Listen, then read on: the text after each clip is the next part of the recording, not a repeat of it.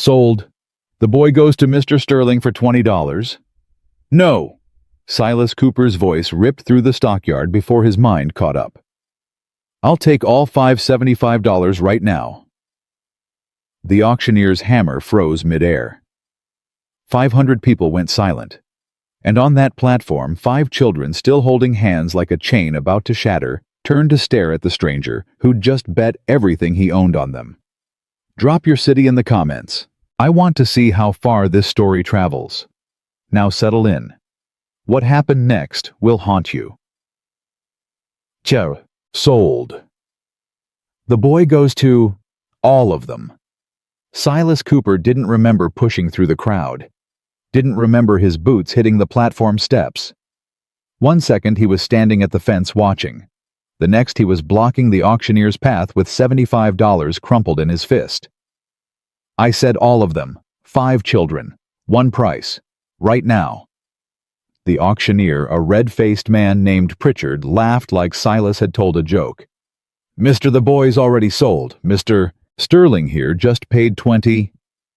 I'll pay 75 for all 5. Silas shoved the money forward. That's 55 more than Sterling's offering. Take it. Now hold on just a minute. A well-dressed man stepped forward. Gold watch chain, polished boots. The kind of rancher who bought people instead of hiring them. I already bid on that boy. Fair and square. You bid on one? Silas didn't look at him. His eyes stayed locked on the 5 children behind Pritchard. I'm buying the set. The set? Sterling's face went red. These are children, not silverware. Then stop auctioning them like they are. The crowd rippled. Whispers spread like fire through dry grass. On the platform, the oldest boy, maybe 13, had positioned himself in front of his siblings. Skinny arms spread wide.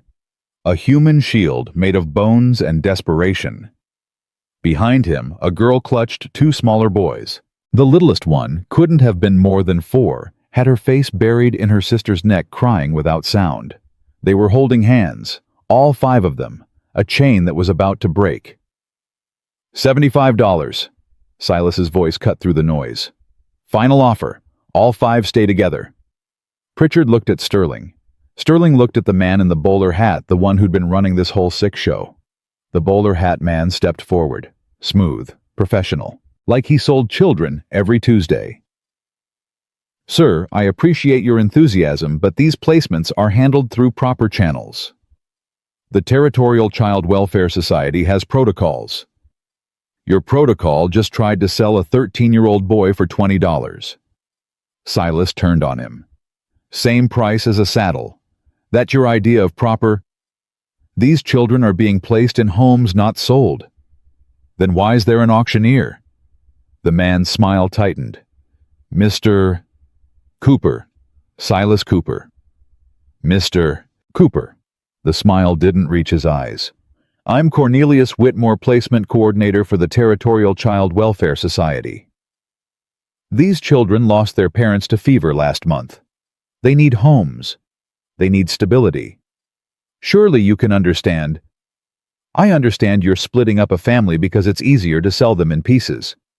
That's not $75. Silas held up the money. All 5. Together, yes or no? Whitmore's jaw worked. Sterling grabbed his arm. Cornelius, you can't seriously consider this man is clearly unfit. A single rancher, no wife, no experience with children. I've got a roof. Silas finally looked at Sterling. I've got food. I've got heat. What do you have besides a wife who wants a servant? Sterling's face went purple. How dare be, yes or no, Whitmore? Silas ignored him. $75, right now. Or I walk out of here and tell everyone in the territory what kind of operation you're running. The stockyard had gone dead silent. 500 people watching, waiting. On the platform, the oldest boy Sam Silas would learn was staring at him with something that looked almost like hope. Almost, but not quite. Like he'd learned better than to hope for anything. Whitmore looked at the money, looked at Sterling. looked at the crowd that was starting to shift, to mutter, to question. Fine. The word came out like he was spitting poison. $75, all 5. But you'll sign papers, Mr. Cooper. Legal placement papers. And I'll be conducting inspections. Regular inspections. If I find anything at all. Give me the papers. 20 minutes later, Silas walked out of the stockyard office with a stack of documents and empty pockets. The children were still on the platform, still holding hands. No one had told them they could get down. Silas crossed the yard, his boots loud against the frozen ground. The November wind cut through his coat, carrying the first bitter promise of snow. When he reached the platform steps, all 5 pairs of eyes locked onto him. The oldest boy stepped forward, positioning himself between Silas and his siblings. You the one who bought us. I'm the one who's taking you home. Silas stopped at the bottom step. All 5 of you, together. For how long? The question hit like a fist to the chest. For how long? Like this was just another stop, another temporary arrangement before the next auction, the next separation, the next broken promise. For as long as you need. That's what the last one said. The boy's voice was flat, dead. And the one before that, and the one before that. I ain't them. How do I know? Silas looked at this kid, 13 years old, shoulders too thin, eyes too old, carrying the weight of 4 siblings on a frame that hadn't finished growing yet. You don't. Silas held out his hand. But I just spent every cent I own to keep you together. So either I'm telling the truth, or I'm the stupidest liar in Montana. Either way, you're stuck with me. The boy didn't move. Behind him, the younger ones were watching. The girl, maybe 11, had tears running down her face. The 2 smaller boys were pressed against her sides. And the littlest one, the 4-year-old, had stopped crying and was staring at Silas with huge dark eyes. My name's Silas Cooper, he said quietly. I've got a ranch about 15 miles north. 3 rooms, leaky roof, drafty windows. But the stove works, and there's food for winter. He kept his hand extended. You coming or not? The silence stretched. The wind picked up. Snow started falling. Light flakes that caught in the boy's dark hair and melted on his thin shoulders. Then slowly, like it cost him something, the boy reached out. His hand was small, cold, rough with calluses no 13-year-old should have. I'm Sam. His voice cracked on the word. That's Grace, Tommy, Eli, and Lily. All right, Sam. Silas helped him down from the platform. Let's get your family home. The wagon ride took 3 hours. Silas had come to Silver Creek for a draft horse. He was leaving with 5 children, empty pockets, and no idea what came next. The kids sat in the back, huddled together against the cold. Same formation as the platform. Sam in back, watching the road behind them. Grace holding Lily in her lap. Tommy and Eli pressed against her sides. Nobody spoke for the first hour. Silas focused on driving. On keeping old Rosie moving steady through the deepening snow. On not thinking about what he'd just done. $75, 3 years of savings. Gone. Mr. Tommy's voice. The 9-year-old. Silas had watched him scream and lunge for Sam when the auctioneer called sold. Had watched 2 men drag him back while he kicked and fought and cried. Just Silas. Silas. A pause. Are you going to make us work? Probably. Ranch doesn't run itself. The Hendersons made me work. Tommy's voice went small. Sun up to sundown. Said if I didn't earn my keep, they'd send me back. Did they feed you? Sometimes. Silas's hands tightened on the reins. I'll feed you, every day, whether you work or not. Why? Because that's what you do with kids. You feed them. Silence. Then Grace's voice barely audible over the creak of the wagon. The Morrisons said that too, at first. What happened? They wanted me to... She stopped, swallowed. They had a son. 17. He... Grace. Sam's voice was sharp. Warning. It's fine, Sam. He should know. Grace's voice steadied. I ran, took Tommy and Eli and ran. The Morrisons told Mr. Whitmore we were ungrateful.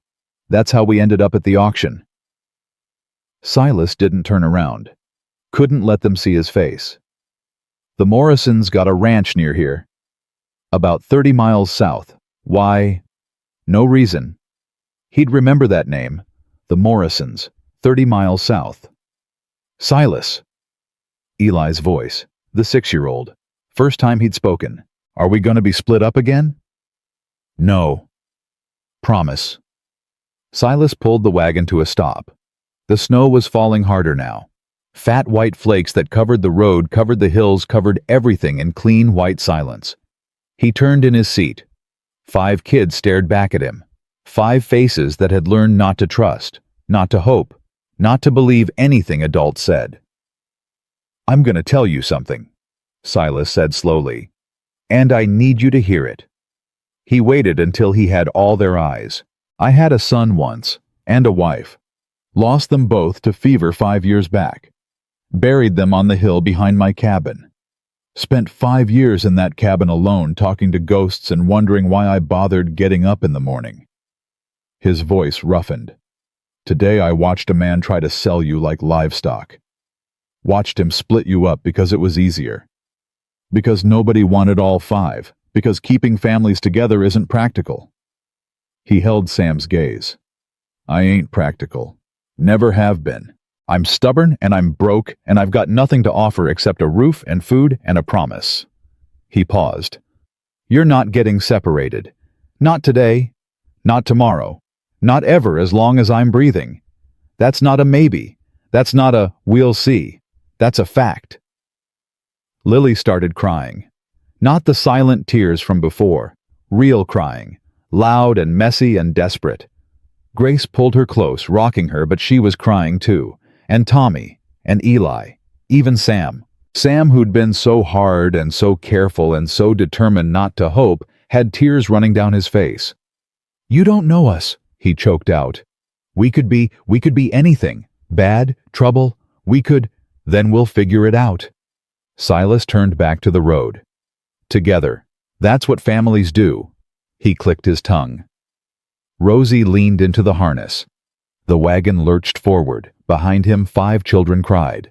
But they were different tears now. Not grief, not fear. Something else. Something that had been dead so long they'd forgotten what it felt like. Hope. The cabin appeared through the snow 2 hours later. Small. Dark. Smoke rising from the chimney. Silas always left the stove burning low when he was gone. That's it. Tommy's voice was uncertain. That's the ranch. That's home. Silas pulled up to the porch. Climbed down. His legs were stiff from the cold, his hands numb inside his gloves. The kids didn't move. They sat in the wagon bed staring at the cabin like it might disappear if they blinked. Come on. Silas reached up for Lily. Let's get inside before we freeze. She came to him without hesitation, wrapped her small arms around his neck, and held on like she was afraid he'd drop her. He wouldn't. Not ever. One by one he helped them down. Sam last still watching everything with those 2 old eyes. The cabin door stuck. Silas put his shoulder into it. Warm air rushed out. Wood smoke and coffee and 5 years of silence. Inside. Get warm. They filed in. Slow. Careful. Like they were walking into a trap. Silas lit the lanterns. Stoked the fire. Put water on to heat. The kids stood in the middle of the room. 5 statues. Afraid to touch anything.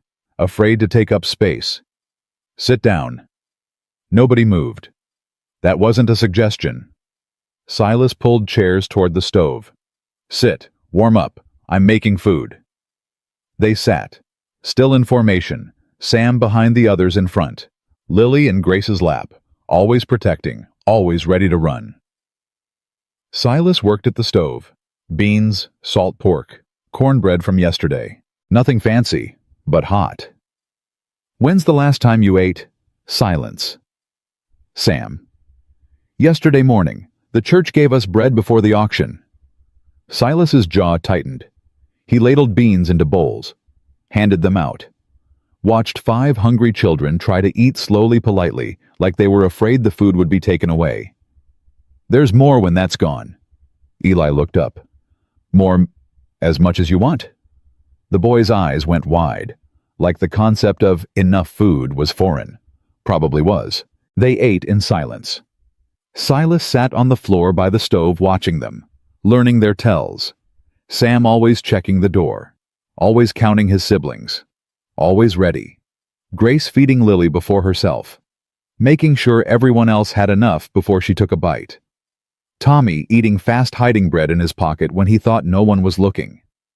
Eli barely eating at all, pushing beans around his bowl, clutching a small wooden horse that Silas hadn't noticed before. Lily falling asleep in Grace's arms, thumb in her mouth bowl, half finished. "All right." Silas stood when the food was gone. "Here's how sleeping works tonight." He explained the arrangement. Girls in the back room, boys in his bed, him on the floor. "We can sleep on the floor," Sam said immediately. "You don't have to. You're kids. You get beds." "But, Sam." Silas met his eyes. "I've slept on worse floors in worse places. You're taking the bed. End of discussion." Sam's jaw worked, but he nodded. Getting everyone settled took time. The girls disappeared into the back room, Grace carrying Lily, who'd fallen fully asleep. Tommy and Eli climbed into Silas's bed, still wearing their coats, still clutching the wooden horse. Sam hesitated at the bedroom door. "What if someone comes? Then I'll handle it." "But, Sam." Silas moved closer. "Doors locked. Stove's hot. I'm right here. Nobody's taking anybody tonight." The boy's shoulders sagged. Just a fraction. Just enough to show how tired he really was. "How do you know?" "Because I'll kill anyone who tries."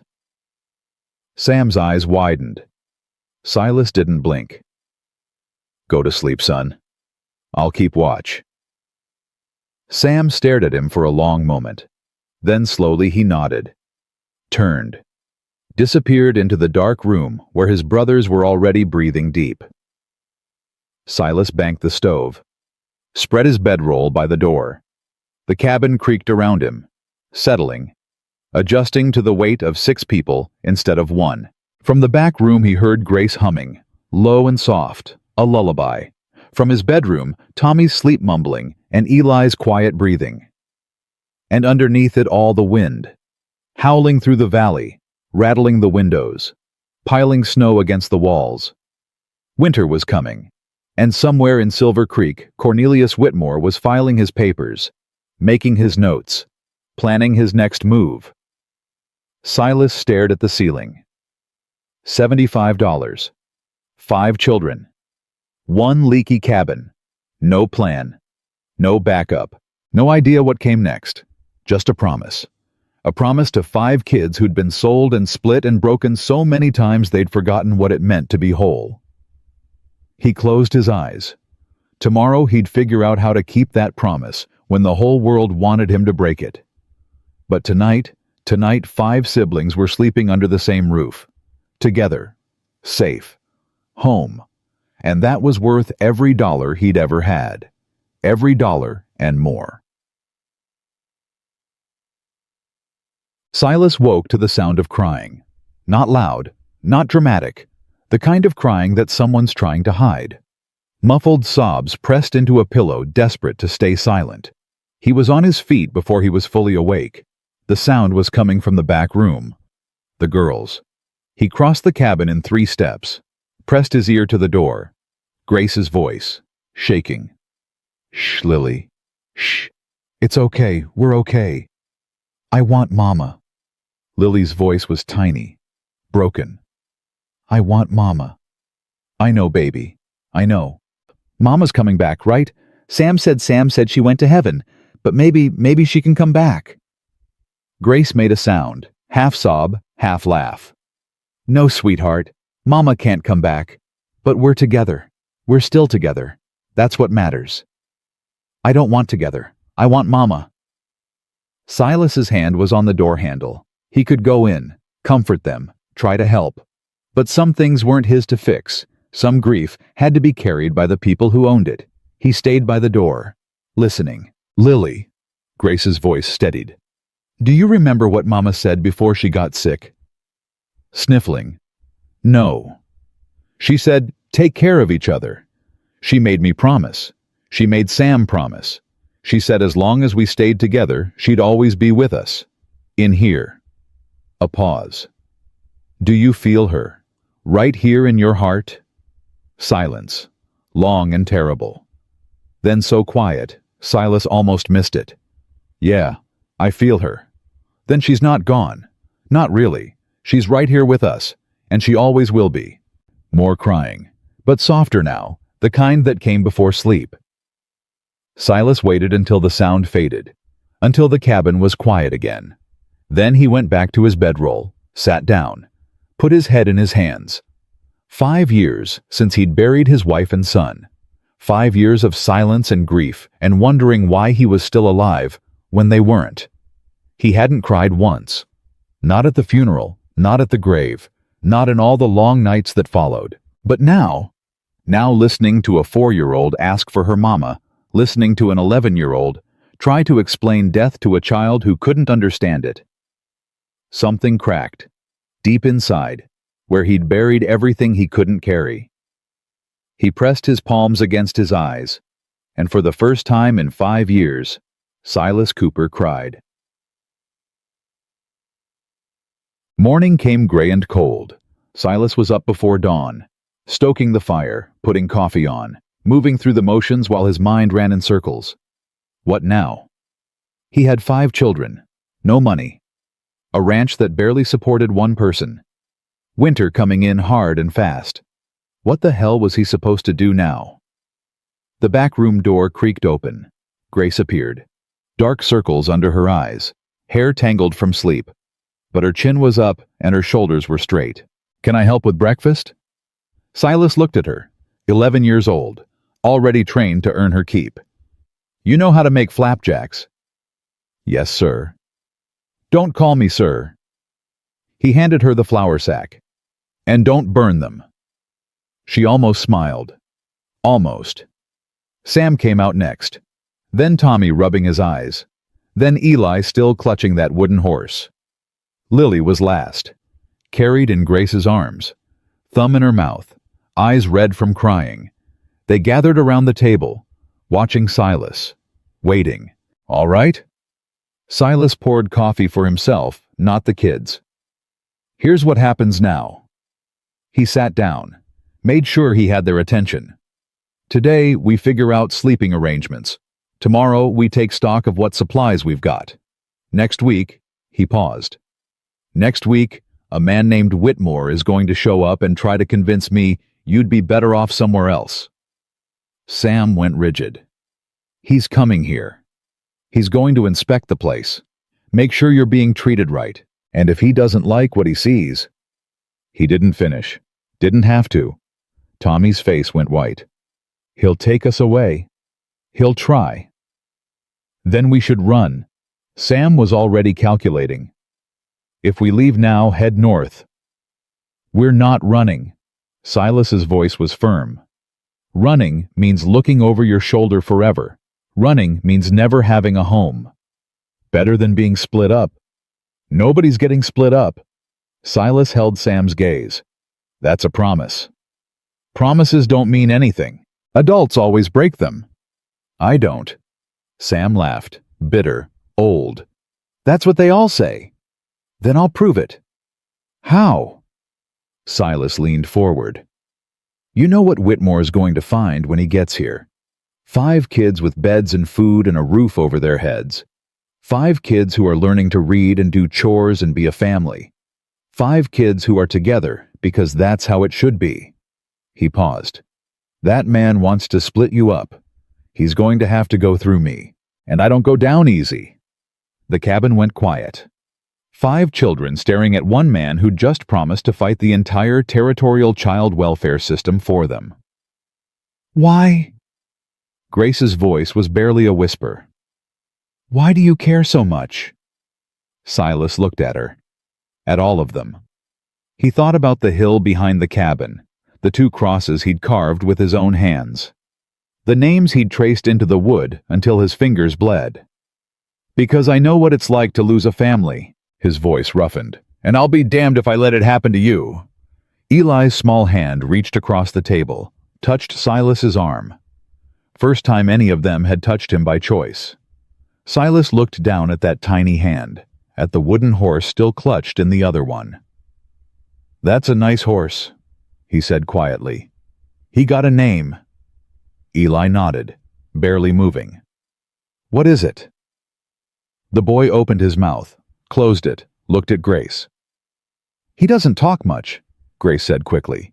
"Not since Mama died. The doctor said it's Dusty." Everyone froze.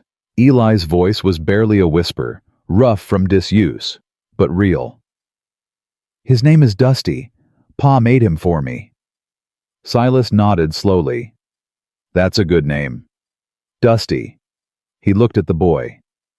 "You take good care of Dusty, Eli. He's counting on you." Eli's eyes went wide. Then slowly, like sunrise breaking over mountains, he smiled. "Okay. Just that. One word. But it was enough." Silas stood, pushed back from the table. "All right. Grace, you're on flapjacks. Sam, come with me. We've got horses to feed. Tommy, Eli, start carrying wood in from the pile by the barn." "Lily." He looked at the 4-year-old, still sleepy, still sad, still clutching Grace's hand. "Lily, you've got the most important job of all." "What?" Her voice was tiny.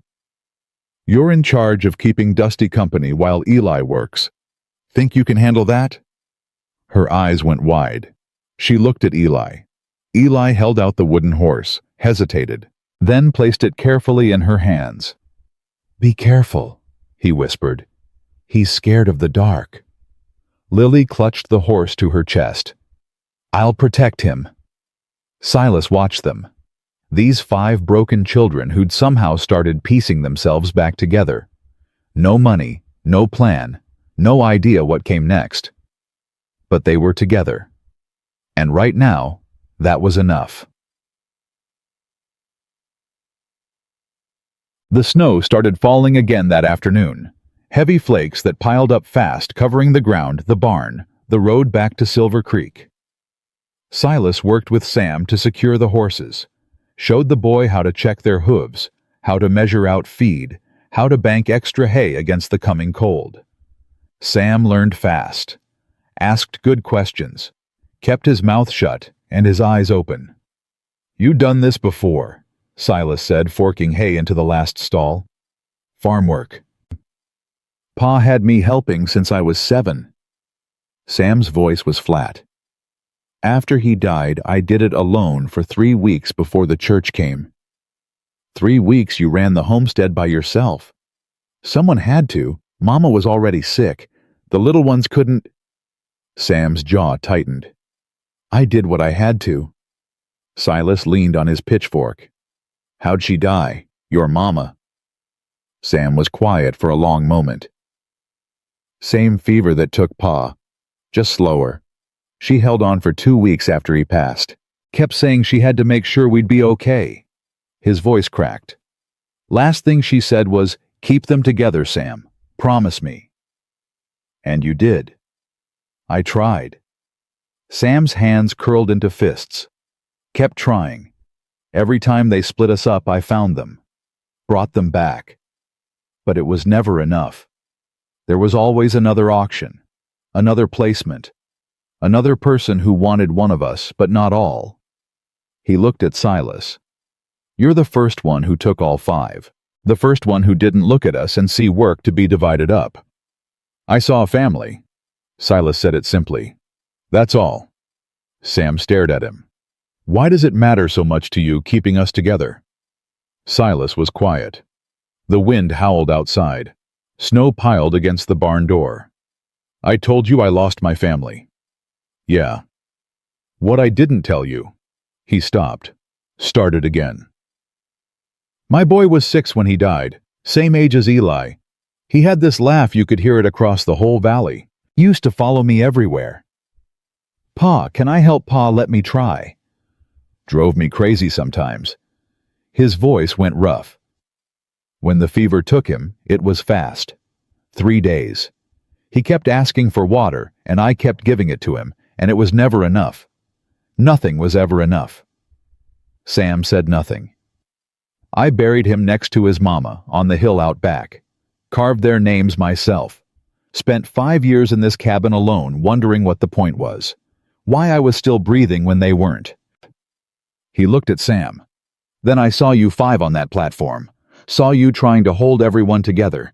Saw that man trying to rip you apart. And I thought, this is why. This is what I'm still here for. To save us. To give you what I couldn't give them. A chance. A home. A family that stays together. Sam's eyes were wet. That's a lot of pressure to put on 5 kids you just met. That's not pressure, that's purpose. Silas straightened. There's a difference. They finished the barn work in silence. When they walked back to the cabin, the snow was falling so thick they could barely see the porch. Inside, Grace had flapjacks stacked high. Tommy and Eli had filled the wood box to overflowing. And Lily was sitting by the stove, carefully brushing Dusty's wooden mane with her fingers, talking to him in a serious whisper. "Dinner's ready," Grace announced. They ate together, all 6 of them, crowded around a table meant for 4 elbows, bumping voices overlapping. It was loud, messy, chaotic. It was perfect. After dinner, Silas pulled out his small collection of books. Who wants to learn to read? 4 hands went up.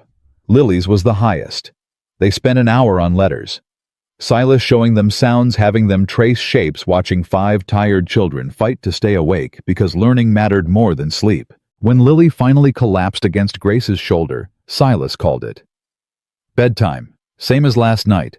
We'll do more tomorrow."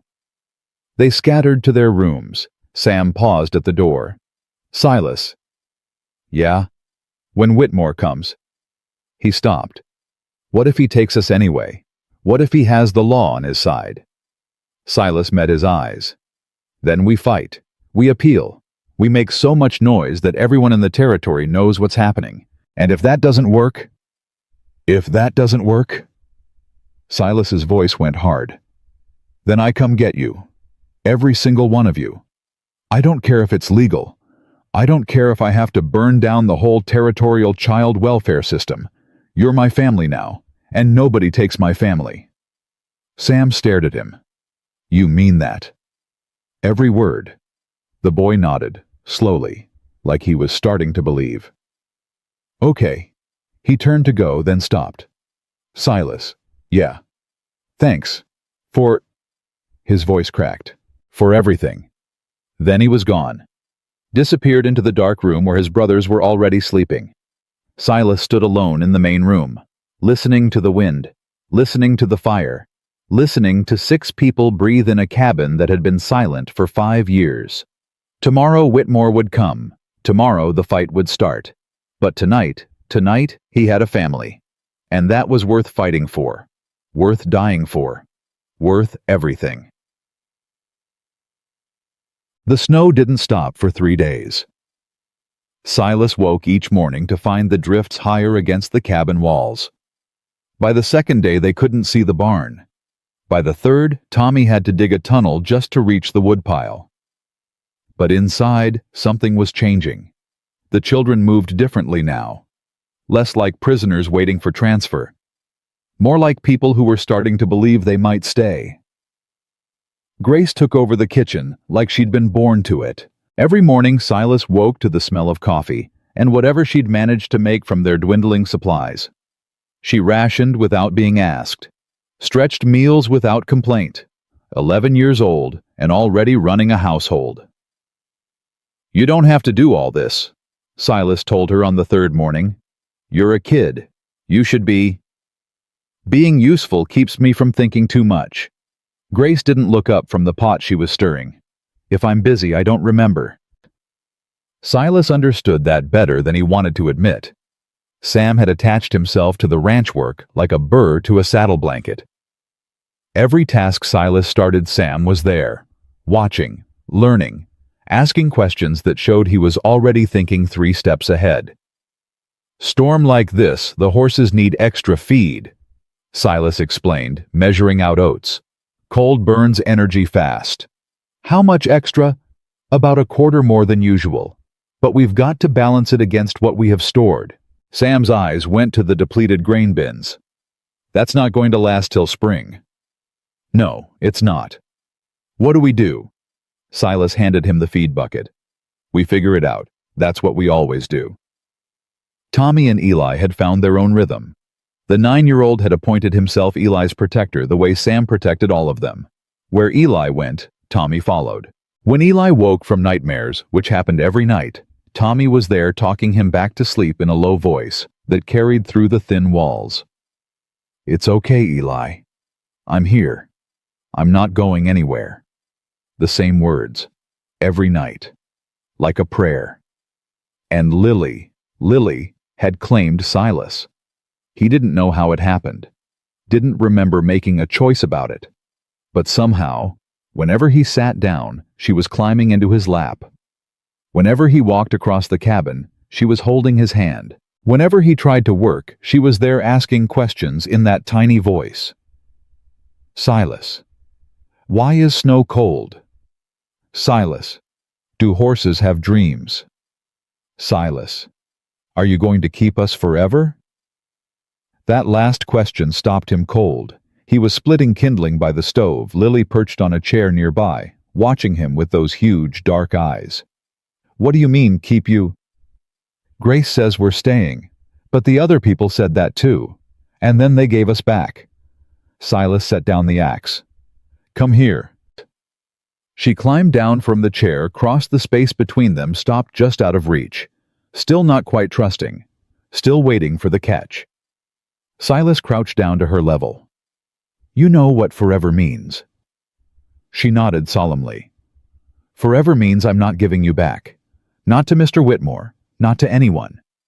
You're staying right here with your brothers and sister in this cabin until you're all grown up and decide to leave on your own. What if you get sick like Mama?" The question hit like a punch to the gut. "Then Sam and Grace will take care of you. And when I get better, I'll take care of you again." "What if you don't get better?" Silas looked at this 4-year-old girl who'd already learned that people could disappear. That love wasn't enough to keep someone alive. That forever was a lie adults told children to make them stop asking questions. "Then I'll haunt this cabin," he said quietly, "and I'll scare away anyone who tries to take you. I'll rattle the windows and knock over the furniture and make so much noise that no one will ever want to live here except you 5. Lily's eyes went wide. "You'd be a ghost. The scariest ghost in Montana." She thought about this, seriously, like she was weighing the logistics. "Okay," she finally said. "That's good." Then she climbed into his lap, put her thumb in her mouth, and fell asleep against his chest. Silas held her, felt her small heartbeat against his ribs, and made a promise he didn't say out loud. No one was taking these children. Not while he was breathing. Not after. Whatever it took. The storm broke on the 4th morning. Silas was up before dawn checking the windows when he saw it blue sky peeking through the clouds. Weak winter sun casting long shadows across the snow. And something else. A dark shape moving on the road. Still distant, but coming closer. His stomach dropped. "Sam?" The boy appeared instantly, already awake, already alert. "Someone's coming." Sam was at the window in 2 steps. His face went pale. "That's a buggy, a nice one." "Whitmore." "Already you said he'd come next week. I was wrong." Silas grabbed his coat. "Wake the others, get everyone dressed, clean. Make this place look like a home, not a hideout."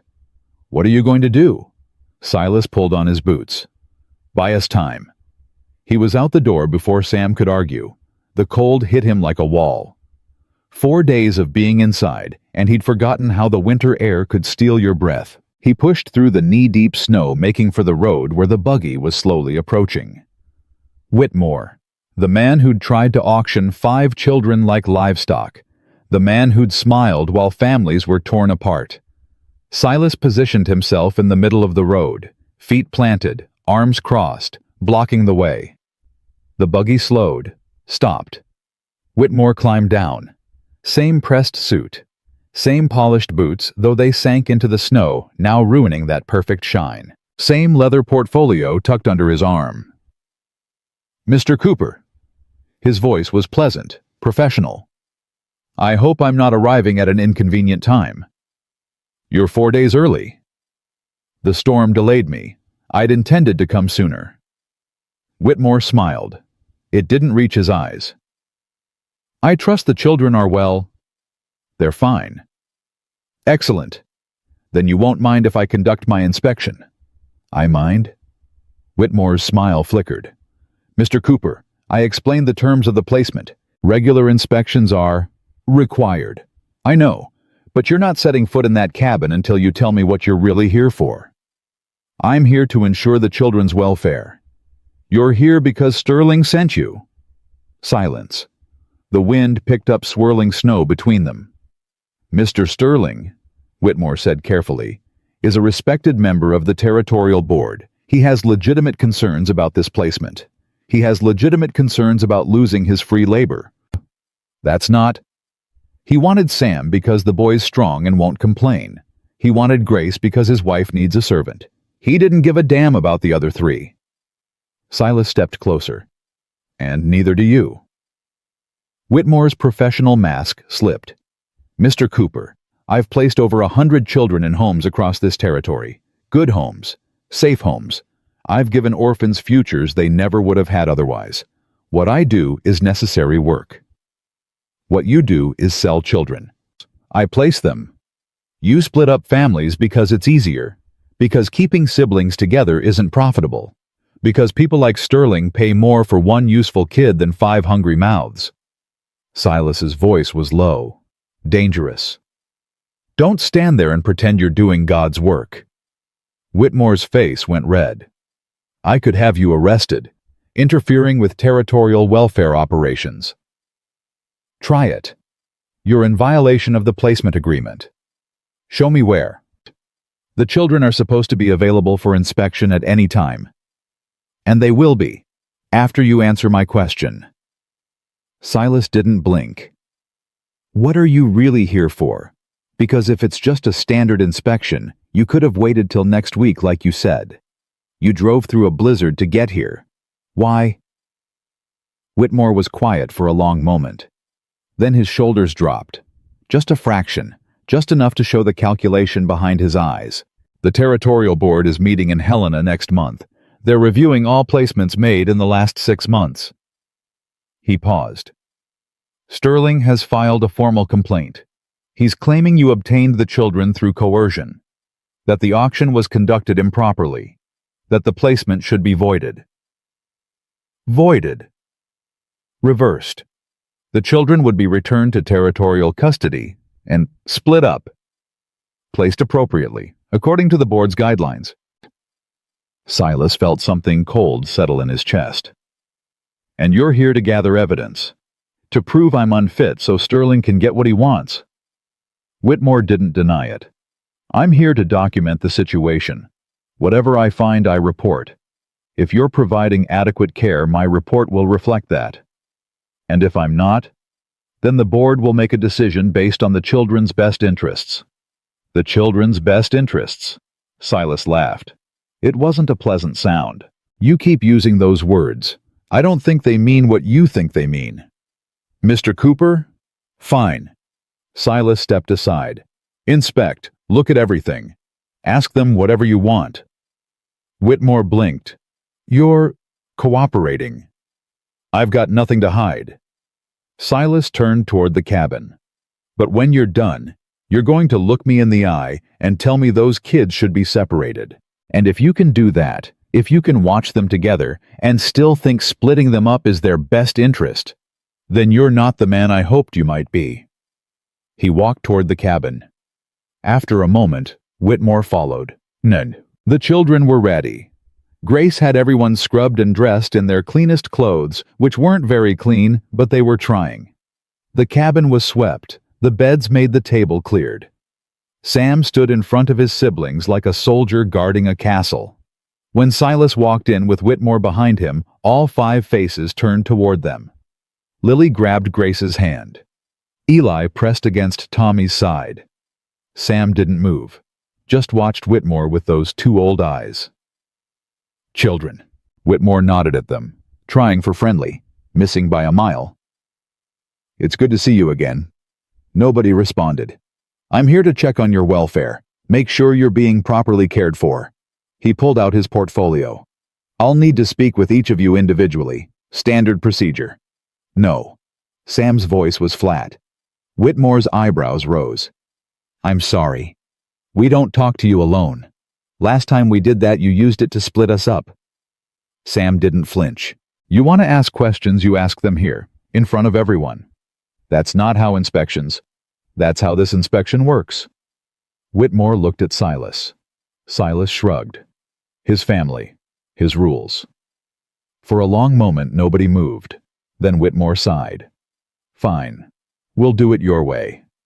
He pulled out a chair, sat down, opened his portfolio. "Let's start with the basics. Are you getting enough to eat?" "Yes," Grace answered. "How many meals a day?" 3. "And snacks if we're hungry." "Duh." "What about sleeping arrangements?" "Girls in the back room, boys in the side room. Silas sleeps by the stove." Whitmore made a note. "And who does the cooking?" "I do. Sometimes Silas helps." "You're 11 years old." "I know how old I am." Another note. "What about schooling? Are you receiving any education?" "Silas teaches us reading every night, and arithmetic, and he's going to teach us about horses when the weather breaks." Whitmore looked up.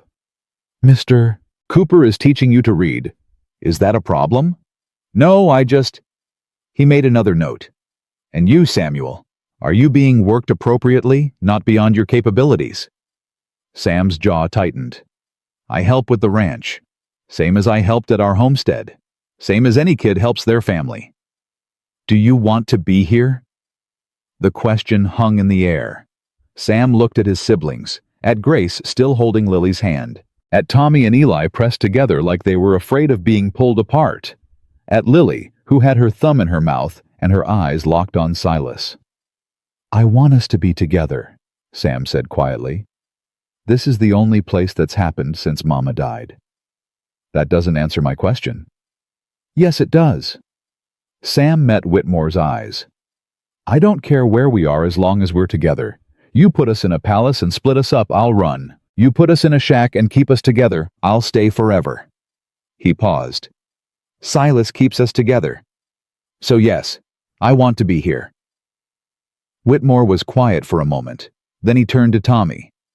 "And you—" "The Hendersons reported that you were difficult, prone to running away."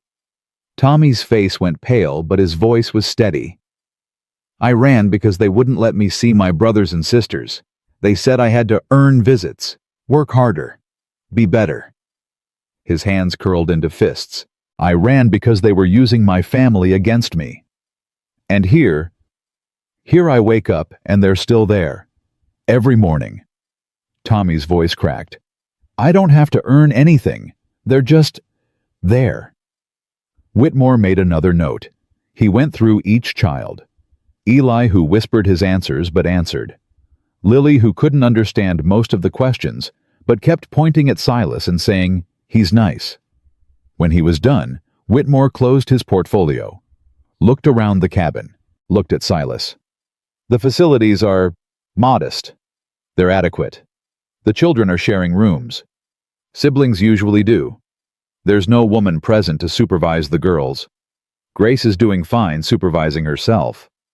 Whitmore stood, walked to the window, stared out at the snow. "Mr. Cooper, do you know why I do this work?" Silas didn't answer. "I was an orphan, placed in 7 different homes before I turned 12. Some were good, some were—" He paused. "Less good. But the system saved me, gave me structure, purpose, a path forward." He turned to face Silas. "I believe in that system. I believe that proper placements, structured, supervised, appropriate, Give children the best chance at decent lives. Even if it means splitting up families. Sometimes, especially then, siblings can hold each other back. The oldest takes too much responsibility. The youngest never learns independence. Keeping them together isn't always. Stop. Sam's voice cut through the room. Whitmore blinked. I'm sorry. Sam stepped forward. 12 years old, skinny, small, but his eyes were blazing. You don't get to decide what's best for us. You don't know us. You don't know what we've been through. You don't know what it was like to watch Mama die, to bury her next to Pa, to hold Lily while she screamed for them, to promise. His voice broke. To promise I'd keep everyone together no matter what. He was shaking now. With rage or grief, Silas couldn't tell. You want to talk about what's best for us? Best for us is being together. Best for us is a man who spent everything he had so we wouldn't be sold off like cattle. Best for us is this cabin with its leaky roof and its drafty windows, and it's one man who actually gives a damn whether we live or die. Sam pointed at Whitmore. Your system didn't save us. It tried to destroy us. And if you think I'm going to let you take my family apart again, you're wrong. I'll run. I'll take all of them and run so far you'll never find us. And we'll survive. We'll survive because that's what we do. That's all we know how to do. Silence. Absolute silence. Lily was crying. Grace was crying. Tommy had his arm around Eli, who was clutching his wooden horse so hard his knuckles were white. And Whitmore looked like he'd been slapped. Sam. Silas's voice was quiet. That's enough. It's not enough. It's never enough. Nothing we say is ever enough because they don't listen. They never listen. I'm listening. Whitmore's voice was different now. Softer, less professional. I'm listening, Samuel. Sam stopped, breathing hard, tears streaming down his face. What? Whitmore set down his portfolio, took off his spectacles, rubbed his eyes. I was 8 years old when they took me from my sister. She was 6. They said she'd be better off in a different home, said we'd see each other again soon. He paused. I never saw her again, never found out what happened to her. Spent 40 years wondering. He looked at Sam. I tell myself the system is good, that what I do matters, that the children I place end up better off. His voice wavered. But some nights I lie awake and wonder if any of them ended up like my sister. Lost, forgotten, alone. The cabin was completely silent. I came here to find evidence against Mr. Cooper, to build a case for the board, to give Sterling what he wanted. Whitmore picked up his portfolio. But I'm not going to do that. Silas stared at him. What? These children are cared for. They're together. They're safe. Whitmore looked at Sam. And they're right. Keeping families together should matter more than procedure. He walked to the door, stopped. My report will reflect what I observed today. 5 children in adequate housing, with a guardian who appears committed to their welfare. I'll recommend the placement continue under standard review protocols. And Sterling. Mr. Sterling can file whatever complaints he wants, but my report is my report, and I won't lie in it. He opened the door. Cold wind rushed in. Mr. Cooper. Yeah. Don't make me regret this. Then he was gone, climbing into his buggy, driving away through the snow. Silas stood in the doorway watching until the buggy disappeared over the hill. Behind him, the children were silent. Then Lily's small voice broke through. Did we win? Silas turned. 5 faces stared back at him. Hopeful, scared, waiting. We won this round, he said slowly. But it's not over. Sterling's still out there. The board's still meeting. We've got a lot of fighting left to do. But for now, Grace asked. Silas looked at them. His family, his responsibility, his reason for getting up in the morning. For now, we're together, and that's what matters. Sam crossed the room, stopped in front of Silas. For a moment, neither of them moved. Then Sam did something he'd never done before. He hugged him, fierce and tight and desperate. Silas's arms came up automatically, wrapped around the boy's thin shoulders. "Thank you," Sam whispered, "for not giving up on us." "I'm not giving up, not ever." Then the others were there, Grace and Tommy and Eli and Lily, all of them pressed together in a tangle of arms and tears. A family, broken and bruised and scarred, but together, and that was worth everything. Oh, the days after Whitmore's visit settled into routine. Silas found that he liked routine, liked knowing that Grace would have coffee ready when he woke, liked the sound of Tommy and Eli arguing about who got to feed the horses first, liked Lily following him everywhere, asking endless questions about everything, even liked Sam's quiet presence at his side, learning the ranch work with the same fierce determination he'd used to keep his family together. They fell into patterns. Morning chores, breakfast together. Lessons in the afternoon reading arithmetic history when Silas could remember enough of it. Evening chores, dinner, more reading by lamplight. Simple, predictable, safe. But Silas knew it couldn't last. Sterling was still out there. The territorial board was still meeting next month, and underneath all the routine the threat hung like a storm cloud on the horizon. He tried not to think about it, tried to focus on the present, on teaching Sam how to mend fences, on helping Grace perfect her biscuit recipe, on coaxing words out of Eli, who was talking more every day, short sentences whispered half to himself, but real words. Progress. All of them were making progress. And then, on the 12th day after the storm, the progress came crashing down. It started with a cough. Eli woke up in the middle of the night, coughing so hard, his whole body shook. By morning, he was burning with fever. "It's nothing," Silas told himself. "Kids get sick. It happens." But by midday, Eli couldn't keep water down. By evening, he was delirious, crying out for his mother, for his father, for people who couldn't answer anymore. Grace stayed by his bed, cooling his forehead with wet cloths. Tommy paced the cabin like a caged animal.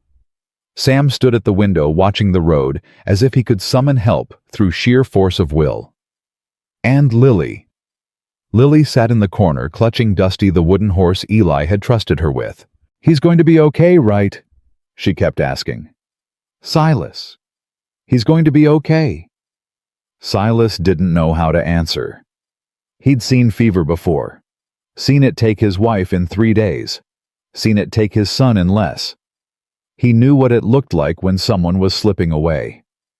"I'm going for the doctor," he announced. Sam whirled from the window. "The storm." "I know. It's 20 miles to town." "I know. You could die out there." Silas pulled on his coat. "If I don't go, Eli dies in here." Sam grabbed his arm. "Then let me go. I'm lighter. The horse can move faster." "You're staying with your family. They need you here." "They need you too." Silas looked at the boy, 12 years old, trying so hard to be a man. "If I'm not back by morning, you take them and go. Head for the Thompson farm 10 miles east. Tell them what happened. They're good people. They'll help." "Silas." "Promise me, Sam." The boy's eyes were wet. His jaw trembled. "I promise." Silas squeezed his shoulder, looked past him to the others. Grace still bent over Eli's bed. Tommy fists clenched, tears streaming. Lily clutching that wooden horse like it was the only thing keeping her anchored to the world. "I'll be back," Silas said. Then he walked out into the storm. The ride to town nearly killed him 3 times.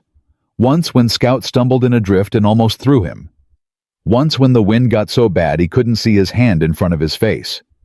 Once when he found himself so cold he couldn't feel his fingers on the reins, couldn't feel anything except the desperate need to keep moving. He thought about turning back. Thought about the warmth of the cabin, the fire, the children waiting. But then he thought about Eli. 6 years old, fever-bright eyes, calling for a mother who couldn't answer. And he kept riding. Doc Harrison's house was dark when Silas reached Silver Creek. He pounded on the door until his frozen hands bled. The door opened. What in the hell? The boy. Silas could barely speak. His lips were numb. His lungs burned. Eli, he's sick. Fever. Bad. Harrison took one look at him and pulled him inside. You rode 20 miles in that storm. Had to. You could have died. Didn't. Harrison was already grabbing his bag, pulling on his coat. Tell me the symptoms. Silas told him. Everything. The cough, the fever, the delirium. Harrison's face went grim. Sounds like pneumonia. How long since it started? 12 hours, maybe more. Then we need to move. They rode back together, slower than Silas wanted, faster than was safe. The sun was coming up when they reached the cabin. Sam had the door open before they could dismount. He's worse. Grace has been with him all night, but he's... The boy's voice broke. He's so hot, and he keeps calling for Mama. Harrison pushed past him into the cabin. Silas tried to follow, but his legs gave out. 3 steps from the porch, he collapsed in the snow. The last thing he heard before the darkness took him was Lily's voice screaming his name. He woke to warmth, firelight on his face, something soft under his head, voices distant and worried. Dehydration and exposure. He'll be fine with rest. But, Eli, I've done what I can. The next 24 hours will tell us. Silas opened his eyes. He was lying on his bedroll by the stove. Grace was kneeling beside him, her face streaked with tears. You're awake. Eli. His voice was a rasp. Doc Harrison's with him. He says... She stopped, swallowed. He says we have to wait. Silas tried to sit up. The world spun. Grace pushed him back down. You almost died. Doc says you rode through that storm with frostbite starting on your hands and face. Another hour out there and... She couldn't finish. But I made it. You made it. Silas reached up, touched her cheek. How are the others? Scared. Sam hasn't left Eli's side. Tommy's been praying I didn't even know he knew how to pray. And Lily. Grace's voice wavered. Lily keeps asking when you're going to wake up. She's been holding Dusty for Eli. Says she promised to protect it. She's a good kid. She loves you. We all... Grace stopped, looked away. We were scared. When you collapsed. We thought... She didn't finish. She didn't have to. Silas lay there staring at the ceiling, listening to the sounds of the cabin. Harrison's low voice from the back room. Sam's murmured responses. Tommy's quiet prayers. Lily's hitched breathing from somewhere nearby. His family, broken and terrified and holding on with everything they had. I'm not going anywhere, Silas said quietly. Not ever. Grace nodded, wiped her eyes. Promise? Promise. She smiled. Weak and watery, but real. Then she went to check on her brother, and Silas lay there too tired to move, too stubborn to sleep. Waiting, praying, hoping that when morning came, they'd all still be together. The fever broke at dawn. Silas heard it happen. Harrison's sharp intake of breath, Sam's choked sob. Grace's whispered, "Thank God." He dragged himself off the floor and stumbled to the back room. Eli was lying in the bed, pale and thin and weak, but his eyes were open, clear, focused, and he was holding his wooden horse. Silas. His voice was barely a whisper. Silas knelt beside the bed. Hey, buddy, you scared us. I saw Mama. Eli's eyes filled with tears. She said it wasn't time yet. She said I had to stay, had to take care of Dusty. Silas couldn't speak. Did I do good? Did I stay? Yeah. Silas's voice cracked. Yeah, you did real good. Eli smiled. Then his eyes closed, and he slipped into a real sleep. A healing sleep. Silas stayed there kneeling beside the bed for a long time. Around him his family gathered. Sam and Grace and Tommy and Lily, all of them together, all of them safe, all of them home. Harrison left an hour later with instructions and medicine and a promise to return in 3 days. At the door, he paused. "Mr. Cooper." "Yeah." "That was the dumbest, bravest thing I've ever seen. Riding through that storm. You should be dead." "I'm not." "No." Harrison shook his head. "You're not. And neither is that boy. Because you wouldn't give up on him." He tipped his hat. "You're a good man, Silas Cooper. Whatever anyone else says, remember that." Then he was gone. Silas closed the door, turned to face his family. They were all watching him. 5 pairs of eyes. 5 faces full of something he hadn't seen since the day he'd bought them at auction. Trust. Real trust. "Well," he said quietly, "I think we've had enough excitement for 1 week." Tommy laughed, a real laugh, the kind that bubbled up from somewhere deep. "Yeah," he said. "Yeah, I think so too."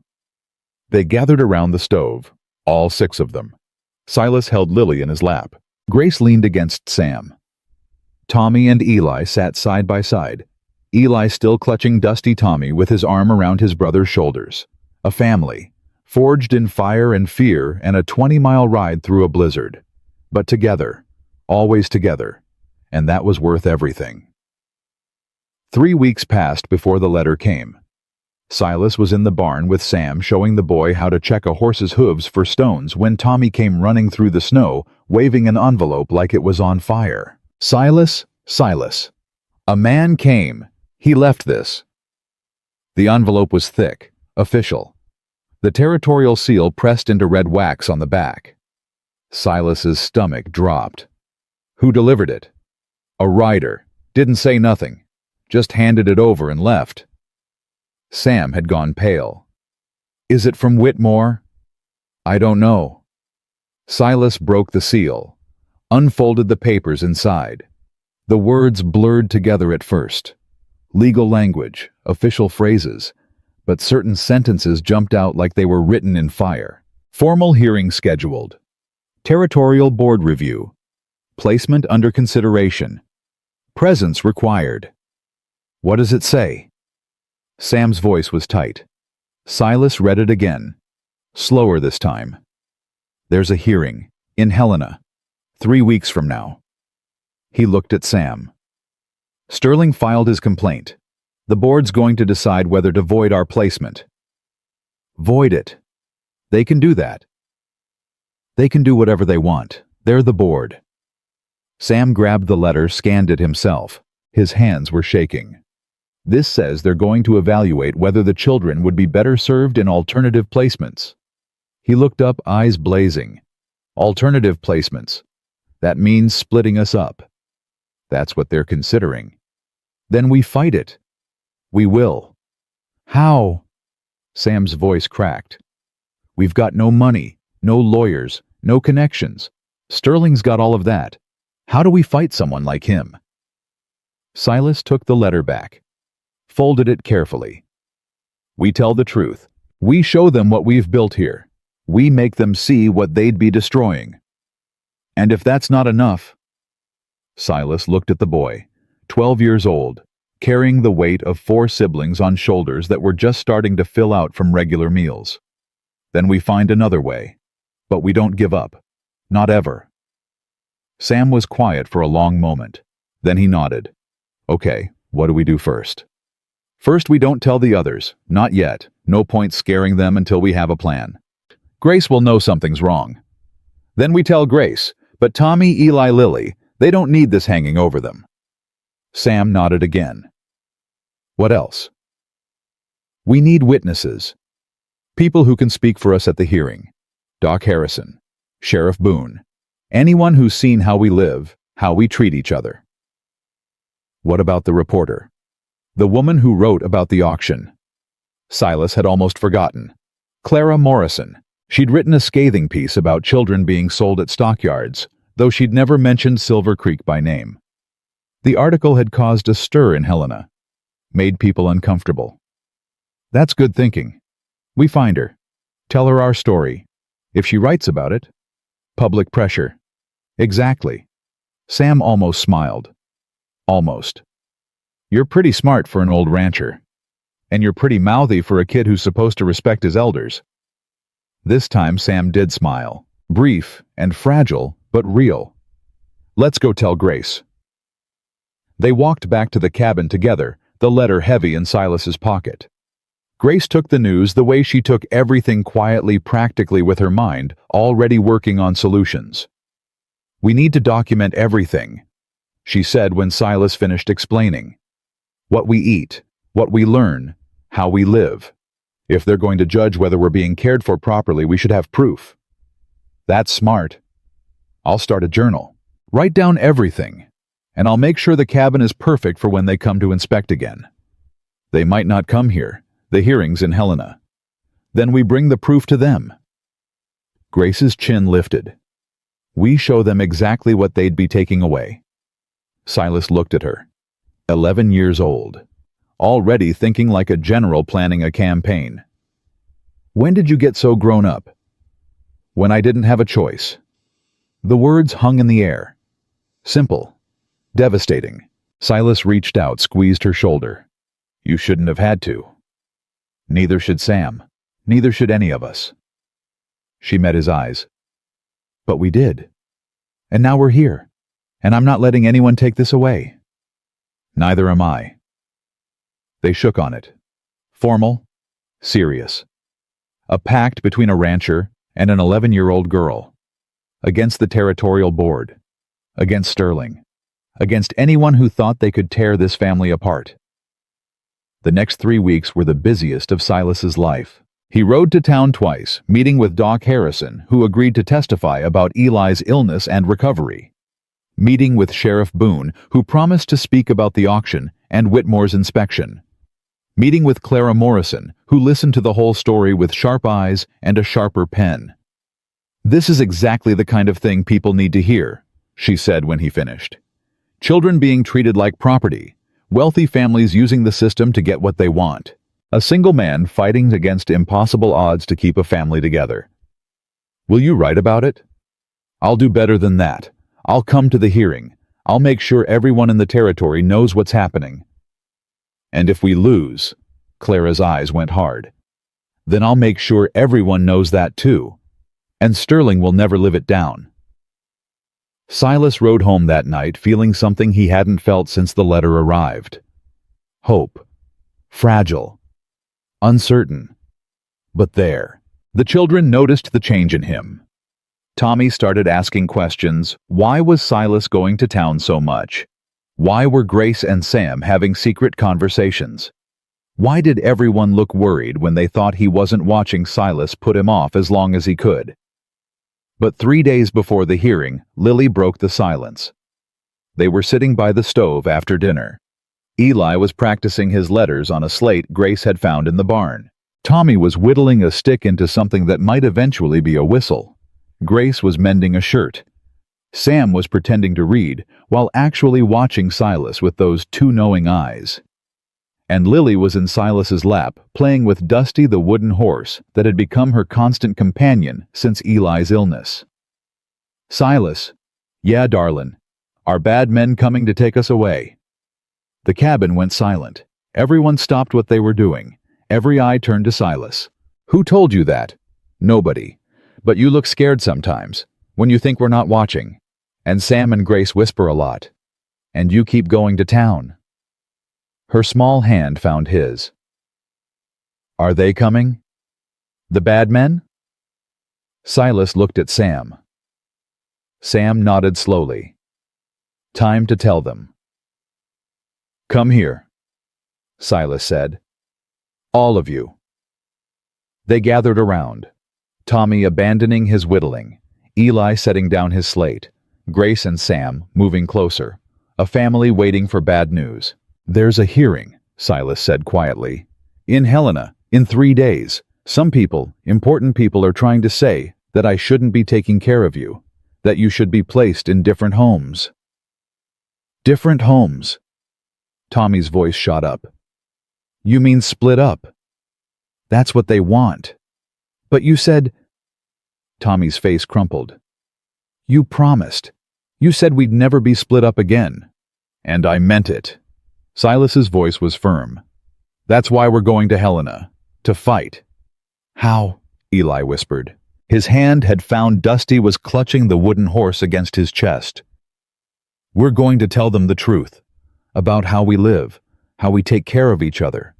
We're going to bring people who've seen us, Doc Harrison, Sheriff Boone, others. We're going to make them understand that keeping you together is the right thing to do. And if they don't understand? Grace asked quietly. Silas looked at her, at all of them. Then we figure out something else. But we don't give up. We don't stop fighting, and we don't let them tear us apart without one hell of a battle. Lily tugged on his sleeve. Will you be there at the hearing? I'll be right there with you. Promise? Promise. She nodded solemnly, seemed to accept this. Then in a voice too old for 4 years, okay, then we'll win. Silas wished he had her confidence. The night before they left for Helena, Silas couldn't sleep. He lay on his bedroll, staring at the ceiling, listening to the sounds of the cabin. Grace's soft breathing from the back room. Tommy's occasional sleep mumbling. Eli's quiet whimpers as he fought through another nightmare. And Sam. Sam, who appeared in the doorway like a ghost, silent and watchful. Can't sleep either, Silas asked quietly. No. Come sit. Sam crossed the room, settled on the floor beside Silas's bedroll. For a long moment, neither of them spoke. What if we lose? Sam finally asked. What happens then? We appeal. We fight the decision. But what if we lose everything? What if they take us and there's nothing you can do? Silas turned to look at the boy. In the dim light from the stove, Sam looked young. Younger than he'd seemed since the day Silas met him.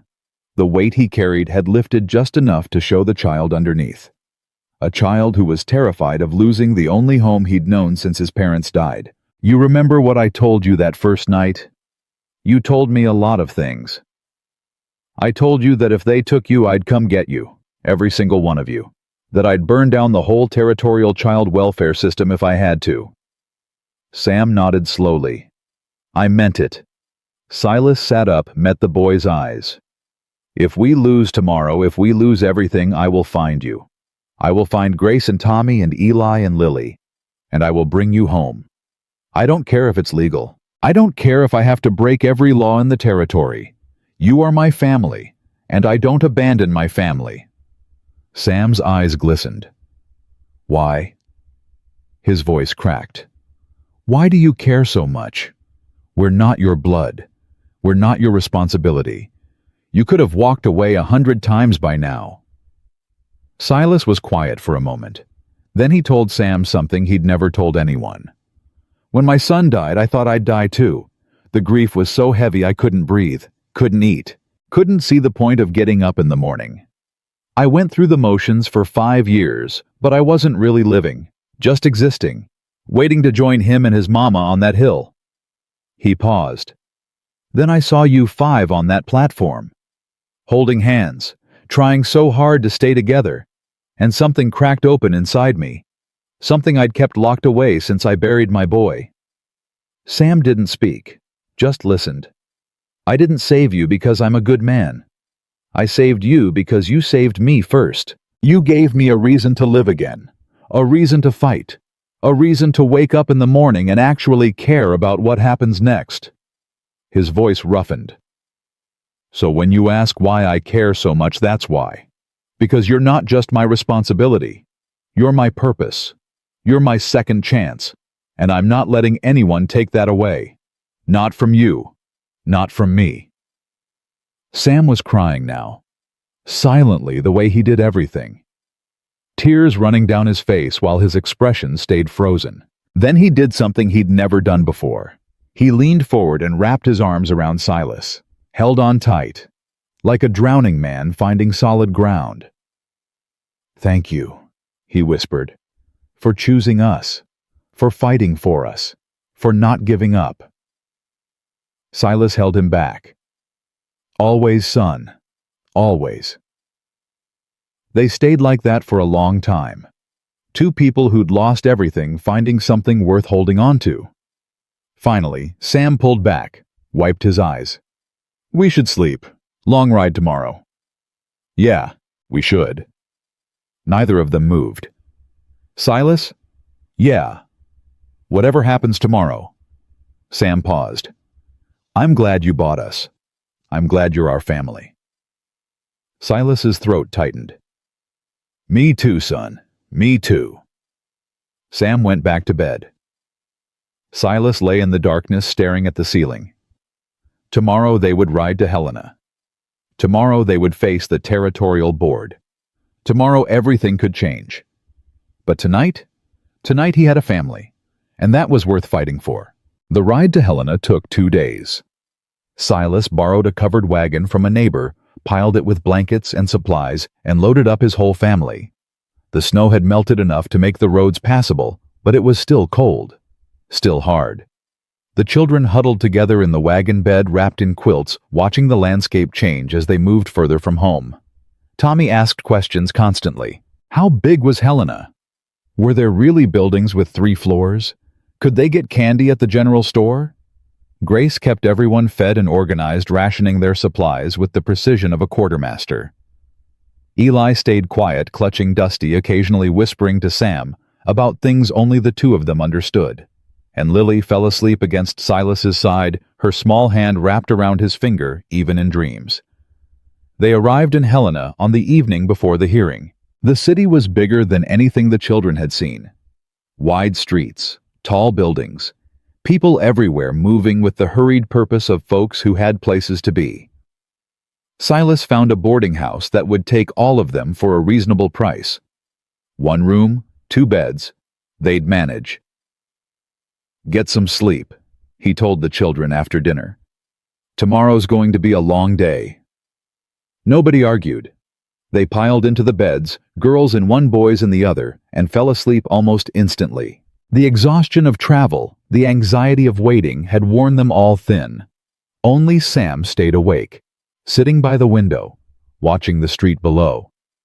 You should rest, Silas said quietly, settling into a chair nearby. Can't. Nervous? Sam turned to look at him. I keep thinking about what happens if we lose, where they'll send us, whether we'll ever see each other again. His voice dropped. Whether we'll ever see you again. You will. You can't know that. I know myself. Silas leaned forward. And I know that nothing is going to keep me from finding you if they take you away. Not distance, not laws, not the whole damn territorial board. Sam almost smiled. You really are stubborn, aren't you?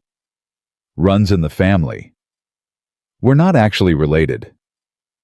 Doesn't matter, you're still family, and Coopers don't quit. Sam was quiet for a moment. Then, Dawsons don't quit either. Good, then we're agreed. Silas stood, squeezed the boy's shoulder. Get some sleep. Whatever happens tomorrow, you'll need your strength. Sam nodded, finally moved away from the window, climbed into bed next to his brothers. Silas sat in the chair watching over them, his family. Tomorrow he'd fight for them with everything he had, and if that wasn't enough, he'd find another way. Because that's what fathers did. The courthouse was packed. Silas hadn't expected so many people. Ranchers and townspeople, officials in suits, Clara Morrison in the back with her notebook, Doc Harrison near the front, Sheriff Boone by the door, and in the center of it all, seated behind a raised bench, the 3 members of the territorial board.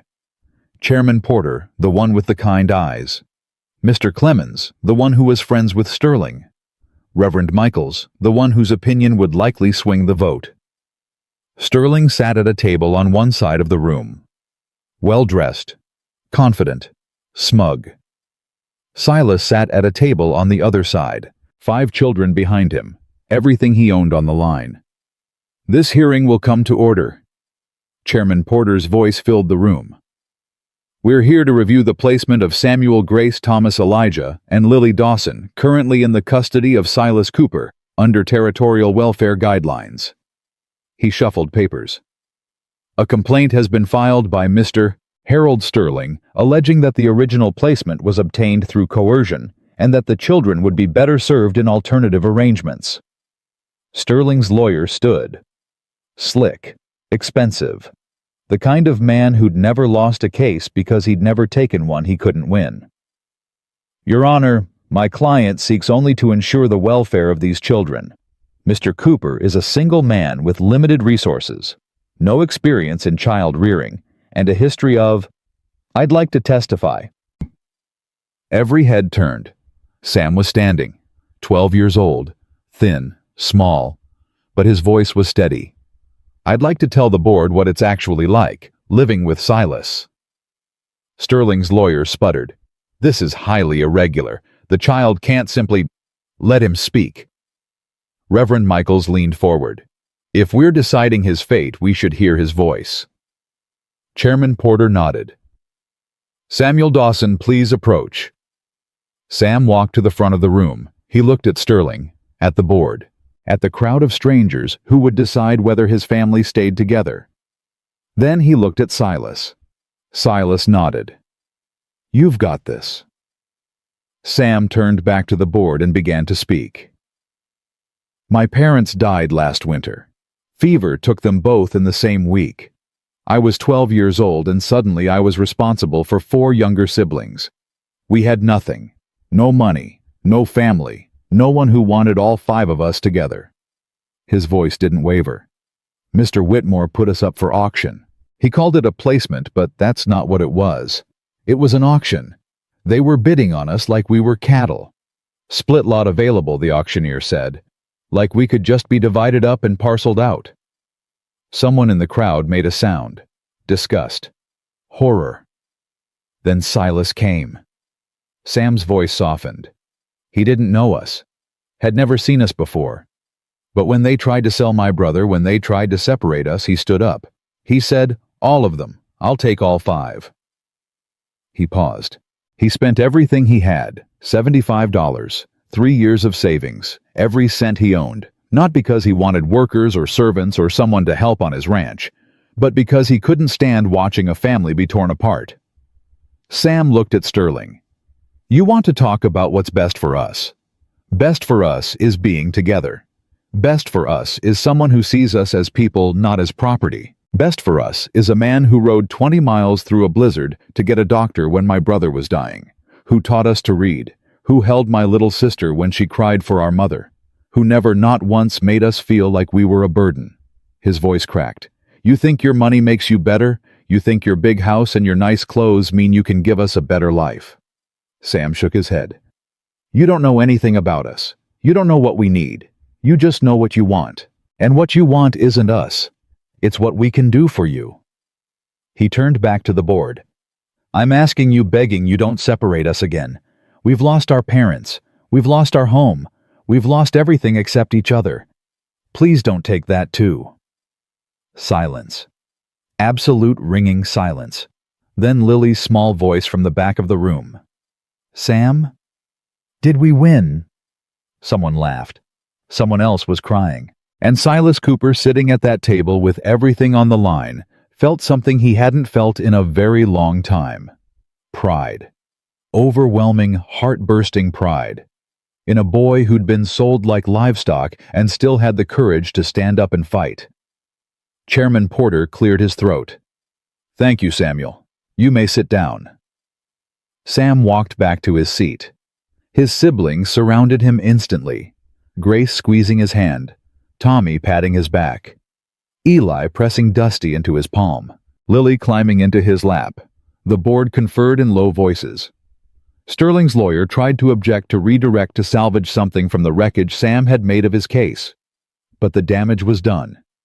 Everyone in that room had seen the truth, had seen 5 children who belonged together, had seen a family worth saving. Chairman Porter raised his hand for silence. This board has heard compelling testimony from all sides. We'll take a brief recess to deliberate. Our decision will be announced within the hour. The crowd murmured, shuffled, waited. Silas turned to his children. You did good, he said quietly. All of you. Whatever happens now, you did everything you could. Sam shook his head. It's not enough. I could see Clemens's face. He's already decided. He's going to vote for Sterling. Maybe, but that's only one vote. What if Reverend Michaels? Then we'll find another way. Silas gripped his shoulder. But we don't give up. Remember. I remember. They waited. The longest hour of Silas's life. He held Lily, watched Tommy pace, listened to Grace whisper reassurances to Eli, and he watched Sam. Sam, who had stood in front of the entire territorial board and fought for his family with nothing but words and courage. Sam, who was still just a boy, no matter how hard he tried to be a man. Sam, who deserved so much better than this uncertainty, this fear, this constant threat of losing everything. Finally, the board returned. The crowd fell silent. Chairman Porter stood. After careful deliberation, the territorial board has reached a decision regarding the placement of the Dawson children. Silas stopped breathing. It is the decision of this board that the current placement with Mr. Silas Cooper be made permanent. Mr. Sterling's complaint is hereby dismissed. The room erupted. Cheers, applause. Clara Morrison already scribbling in her notebook. But Silas didn't hear any of it. He was too busy being tackled by 5 children who were crying and laughing and holding on to him like they'd never let go. "We won," Grace sobbed. "We won." "We're staying together," Tommy shouted. "We're staying together." Eli just held up Dusty, showing the wooden horse to Silas like it was the source of all their good fortune. And Lily. Lily wrapped her arms around Silas's neck and whispered in his ear, "I knew we'd win, because you promised." Silas held her tight, held all of them tight, his family, his purpose, his second chance, and no one was ever going to take that away. The ride home felt different, lighter somehow, like the weight of the whole territory had been lifted off the wagon and left behind in Helena. Tommy couldn't stop talking.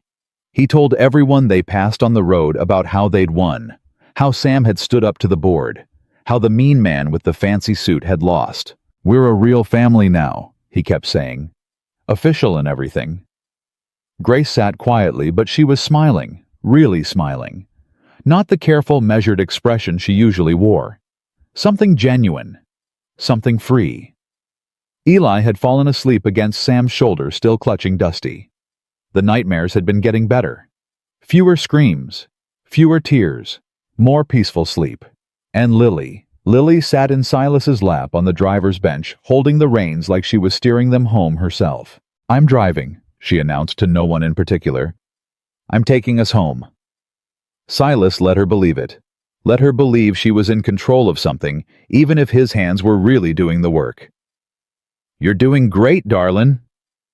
"I know." Sam moved up to sit beside them, leaving Eli sleeping in the back with Grace and Tommy. "So what happens now?" "Now we go home. We get back to living. That's it. It's really over." Silas was quiet for a moment. "Sterling lost. The board ruled in our favor. The placement is permanent." He glanced at Sam.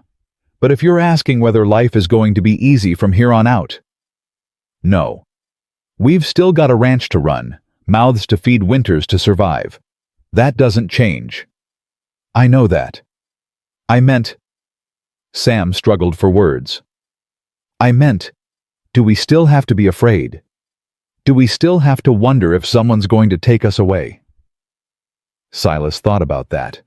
About the fear these children had carried since their parents died. The constant uncertainty.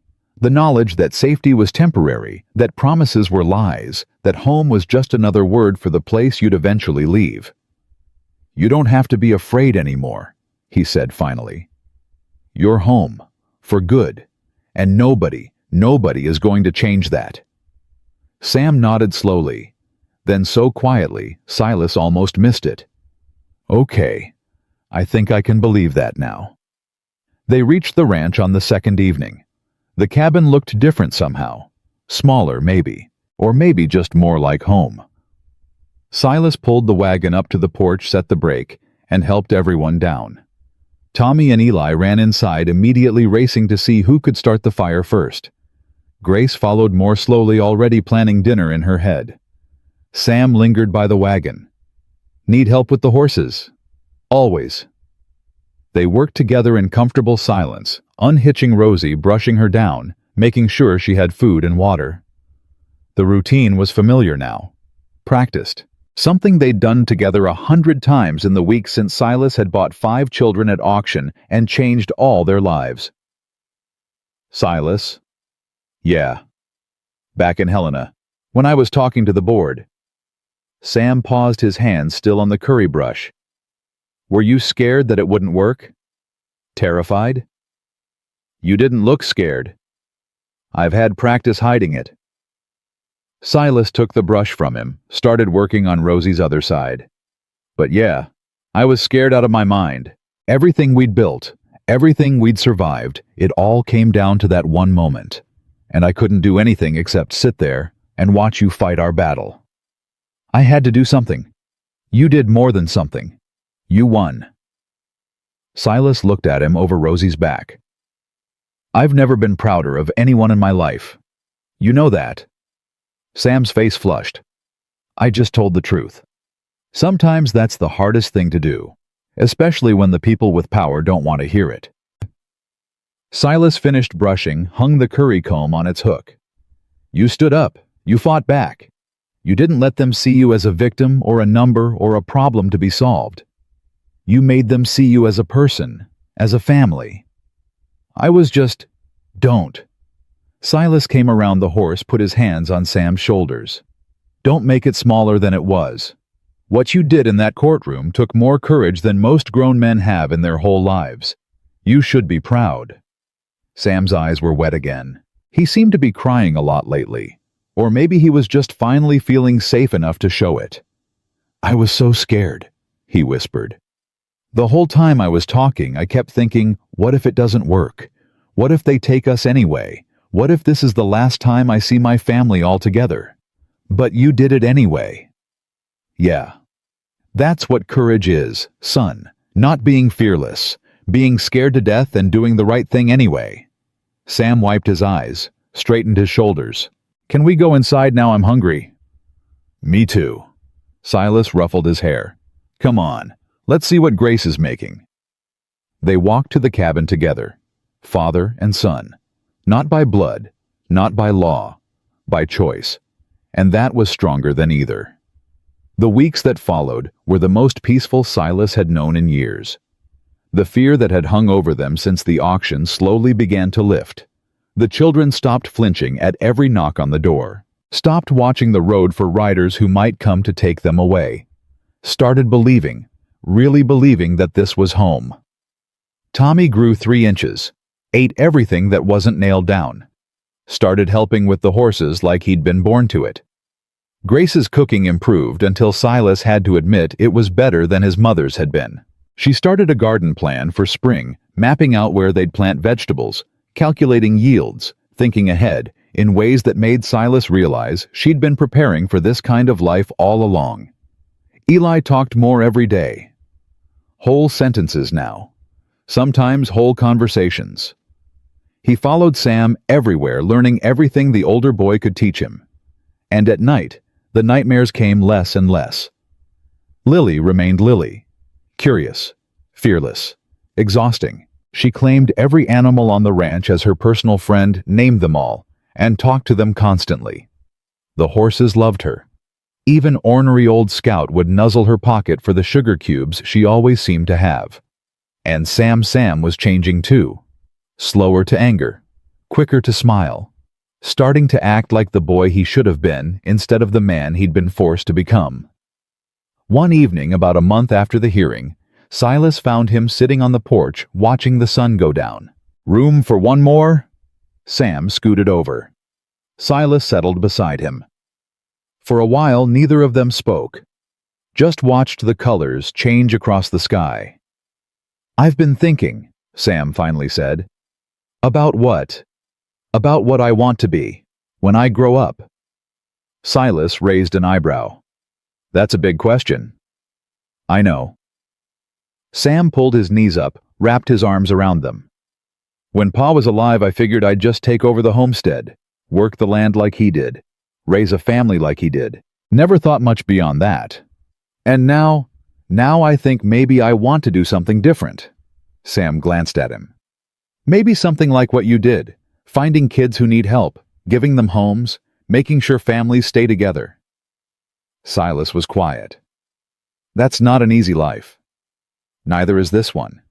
But it's worth it, right? Yeah, it is. Sam nodded. Then that's what I want. To make sure what almost happened to us doesn't happen to other kids. To be someone who fights for families instead of tearing them apart. Silas looked at the boy beside him. This boy who'd been sold at auction, who'd nearly lost everything, who'd stood in front of a territorial board and demanded to be seen as human. You'd be good at it.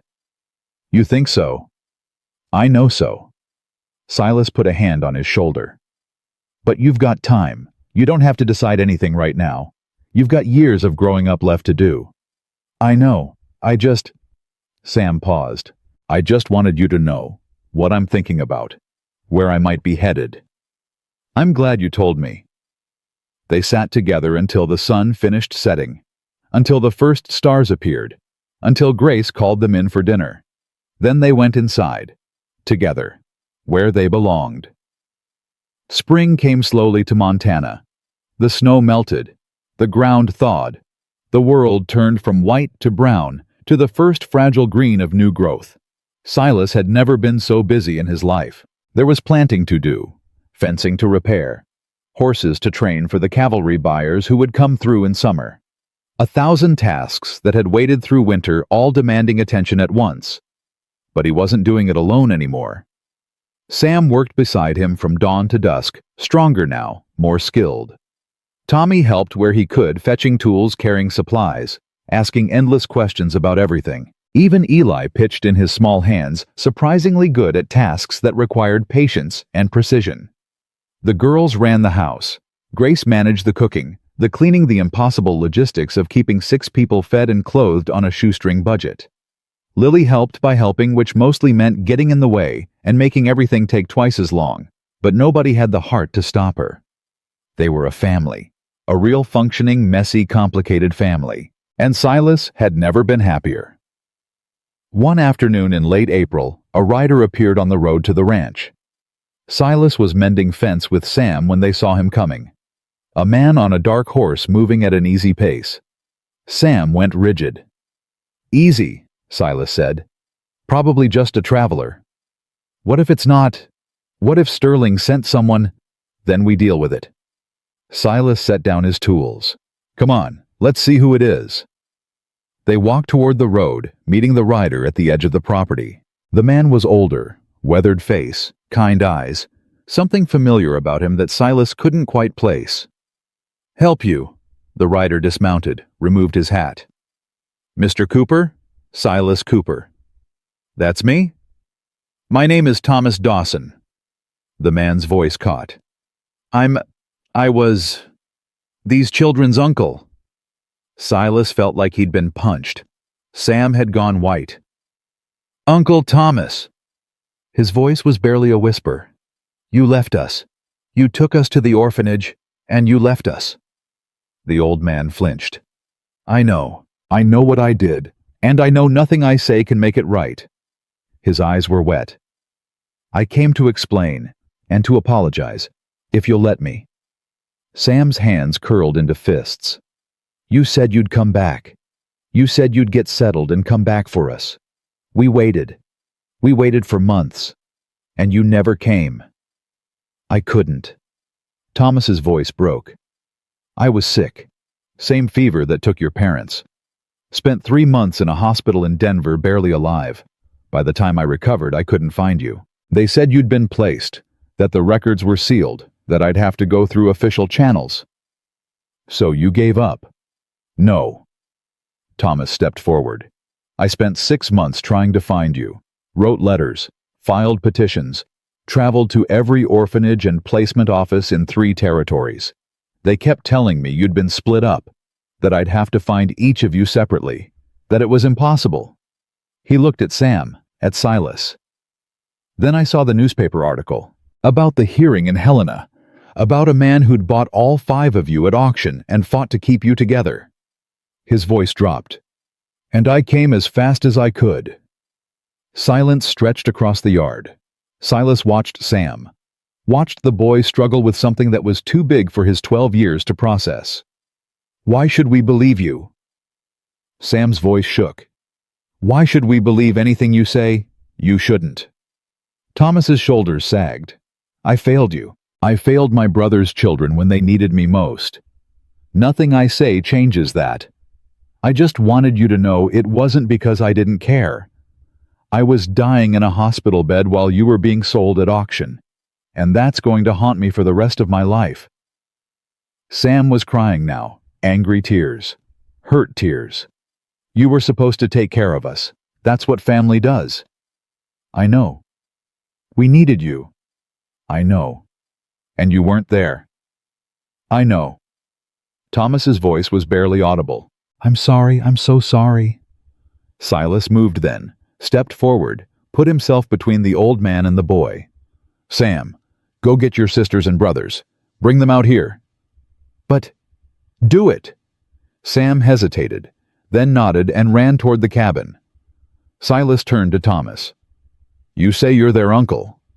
"I am." "You have proof." Thomas reached into his saddlebag, pulled out a stack of documents, letters, photographs. "Everything I could find, birth records, family photographs, letters from my brother before he died." He handed them to Silas. "I'm not here to take them away. I know they have a home now, a real home. I just wanted them to know the truth, and I wanted to see them, just once, to see that they're okay." Silas looked through the documents, recognized the faces in the photographs, saw the resemblance that he should have noticed in the man's weathered features. "If you're lying, I'm not. If you do anything to hurt these children, I won't." Thomas met his eyes. "I swear on my brother's grave, I won't." The cabin door opened. 5 children came out clustered around Sam, Grace holding Lily's hand, Tommy with his arm around Eli. They stopped at the edge of the porch, staring at the old man who was supposed to have saved them a year ago. Thomas took a step toward them, then stopped. "Grace, Tommy, Eli, Lily." His voice trembled. "You've all grown so much. You look just like your mother." Grace's face was hard. "You left us." "I know. We thought you didn't want us." "I did. I wanted you more than anything, but I couldn't." He stopped, started again. "I was sick, and then I was lost, and by the time I found my way back, someone else had saved you." He looked at Silas. "Someone better than me." Lily tugged on Grace's hand. "Who's that man?" "He's—" Grace struggled. "He's our uncle, Mama's brother." "Like Sam is my brother." "Sort of." Lily considered this, then pulled free of Grace's grip and walked across the yard. Everyone held their breath. She stopped in front of Thomas, looked up at him with those huge dark eyes. "Are you nice?" Thomas knelt down to her level. "I try to be." "Silas is nice. He keeps his promises." "I know. I've heard." "Do you keep your promises?" Thomas's eyes filled with tears. "I didn't used to, but I'm learning." Lily thought about this. Then she reached out and took his hand. "Okay, you can visit, but you can't stay forever, because we already have a family." Thomas made a sound somewhere between a laugh and a sob. "I know you do, and it's a good one." Silas watched the old man meet each of his children, watched Grace's anger slowly soften into something more complicated, watched Tommy's questions and Eli's shy smile and Sam's guarded acceptance. He watched a broken family begin to heal in a way he hadn't expected. And he realized something. This wasn't the end of their story. It was the beginning of something new, something bigger, something that included a past they couldn't change and a future they were building together. Thomas stayed for dinner, sat at their table, ate Grace's cooking, listened to Tommy's chatter and Eli's whispered comments and Lily's endless questions. He told them about their parents, Stories from before. Happy memories that the children had been too young to hold on to or too hurt to remember. Your father used to sing, Thomas said. Couldn't carry a tune to save his life, but he sang anyway. Every morning. Drove your mother crazy. Grace smiled. I remember. He'd sing while he fed the chickens. That's right. Said it made the eggs better. Did it? No. But he believed it did. And sometimes that's enough. The children laughed. Really laughed. For the first time in over a year, they talked about their parents without the grief swallowing everything else. Silas watched from his seat at the head of the table. His family, his home. After dinner, Thomas walked out to the porch with Silas. Thank you, the old man said quietly, for letting me stay, for letting me see them. They're your family too. No, they're yours now. You earned that. Thomas looked out at the darkening sky. I failed them. You didn't. That makes you their father in every way that matters. Silas was quiet for a moment. You could stay, visit more, be part of their lives. You'd allow that. It's not my decision alone. But yeah, I think they'd like having you around, knowing their past, hearing about their parents. Thomas turned to him. You're a good man, Silas Cooper. I'm a stubborn man. Good is debatable. Thomas laughed. The first real laugh Silas had heard from him. Same thing sometimes. They shook hands, an understanding passing between them. Two men who loved the same children, who would protect them, who would make sure they never felt abandoned again. I'll come back, Thomas said. In a month or two, if that's all right. It's all right. And I'll write, so they know I'm thinking about them. They'd like that. Thomas mounted his horse. Take care of them. Always. The old man rode away into the gathering dark. Silas stood on the porch until he couldn't see him anymore. Then he went back inside. To his family. To his home. To the life he'd built from nothing but stubbornness and love. Later that night, after the children were in bed, Silas sat by the stove alone, thinking about everything that had happened. The auction, the hearing, the sickness and the storms and the fear, and now this. An uncle returned, a past reconnected, a family growing in ways he hadn't expected. The door to the boys' room creaked open. Sam appeared. Can't sleep. Thinking. About Uncle Thomas. About everything. Sam crossed the room, sat on the floor beside Silas's chair. It's strange. I spent so long hating him, thinking he abandoned us. And now? Now it's complicated. Yeah. Sam leaned back against the chair. But good complicated, I think. That's life, son. Nothing simple. People make mistakes. People get lost. But sometimes they find their way back. Like you did. Silas looked at him. What do you mean? You said you were lost, after your wife and son died, that you didn't know why you were still alive. Sam met his eyes. But then you found us, and now you're not lost anymore. Silas's throat tightened. No. No, I'm not lost anymore. Neither are we. They sat together in the quiet cabin, the fire crackling, the wind sighing outside, 5 children sleeping peacefully in the rooms beyond. Silas. Yeah. This is real, isn't it? This family, this home, it's not going to disappear. It's real as anything gets. Sam nodded slowly. Good.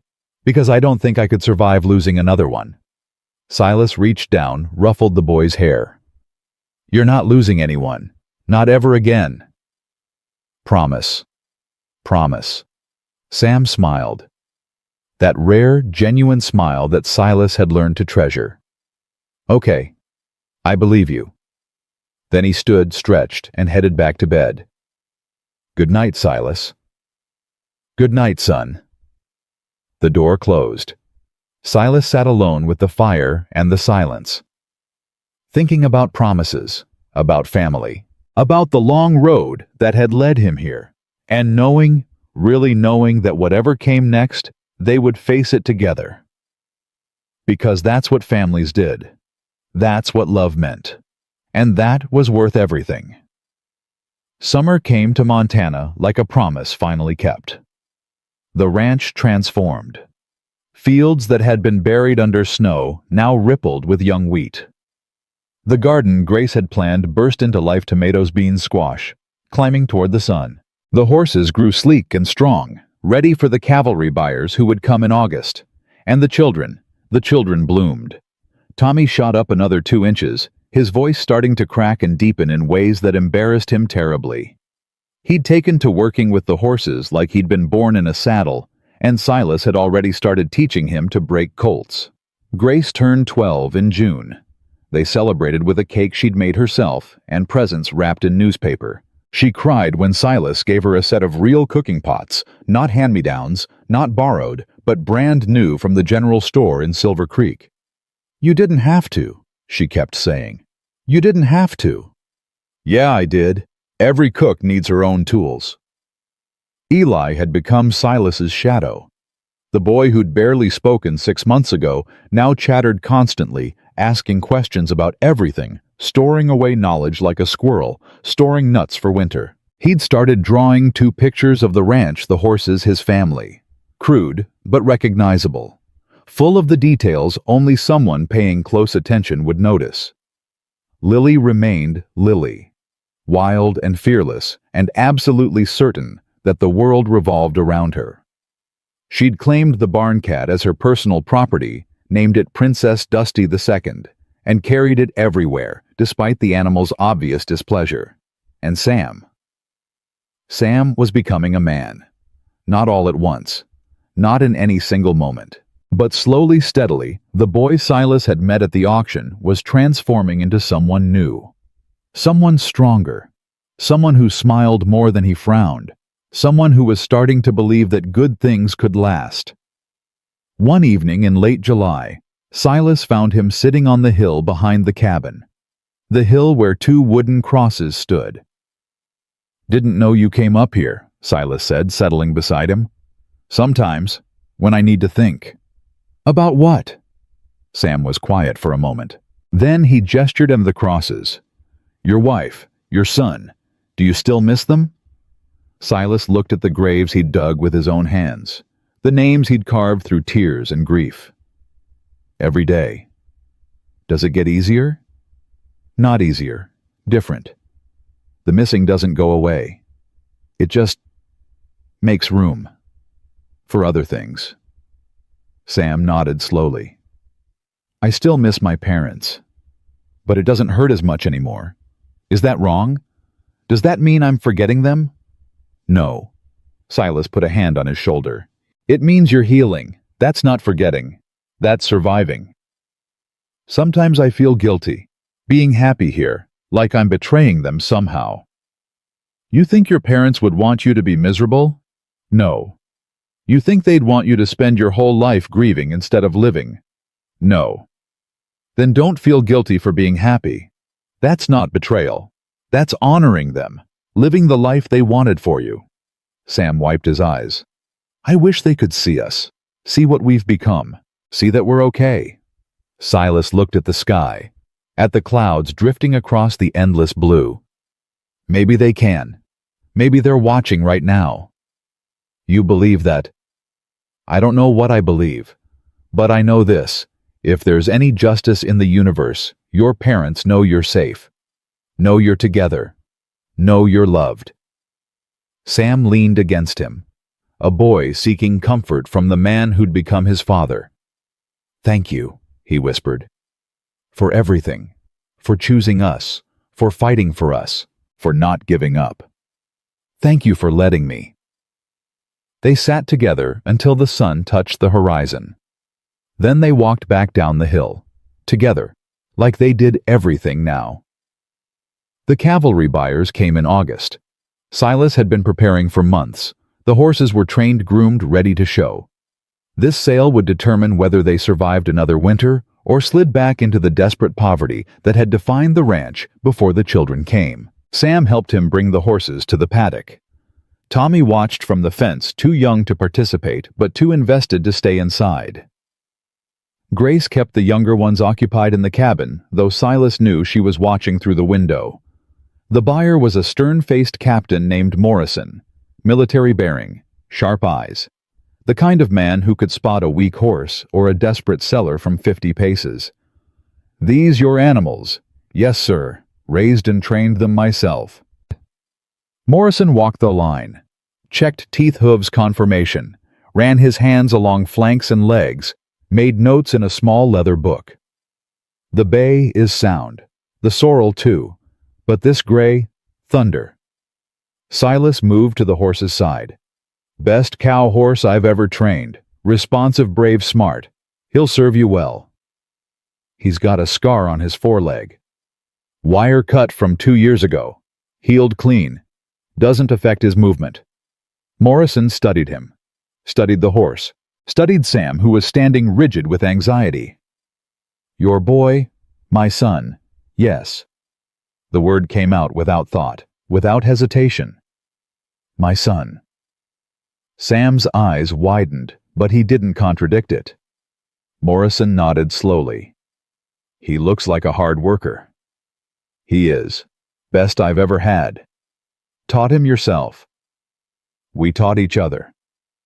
Morrison was quiet for a moment. "I lost my boy at Chickamauga. Would have been about his age now." He looked at Sam with something that might have been grief, or might have been recognition. "You hold on to him. Don't let him go." "I don't intend to." Morrison made his decision. "I'll take the bay, the sorrel, and the gray. $60 each. 180 total." Silas's heart nearly stopped. $180. More than he'd made in 3 years combined. Enough to fix the roof, buy supplies for winter, maybe even add that extra room he'd been planning. Done. They shook hands. Morrison counted out the money, real bills, not promises or IOUs, and pressed them into Silas's palm. "You've got good stock, Cooper, and a good family. I'll be back next year. I'll have more horses ready. I'm counting on it." The captain rode away with 3 horses trailing behind him. Silas stood in the paddock, holding more money than he'd seen in years. Sam appeared at his elbow.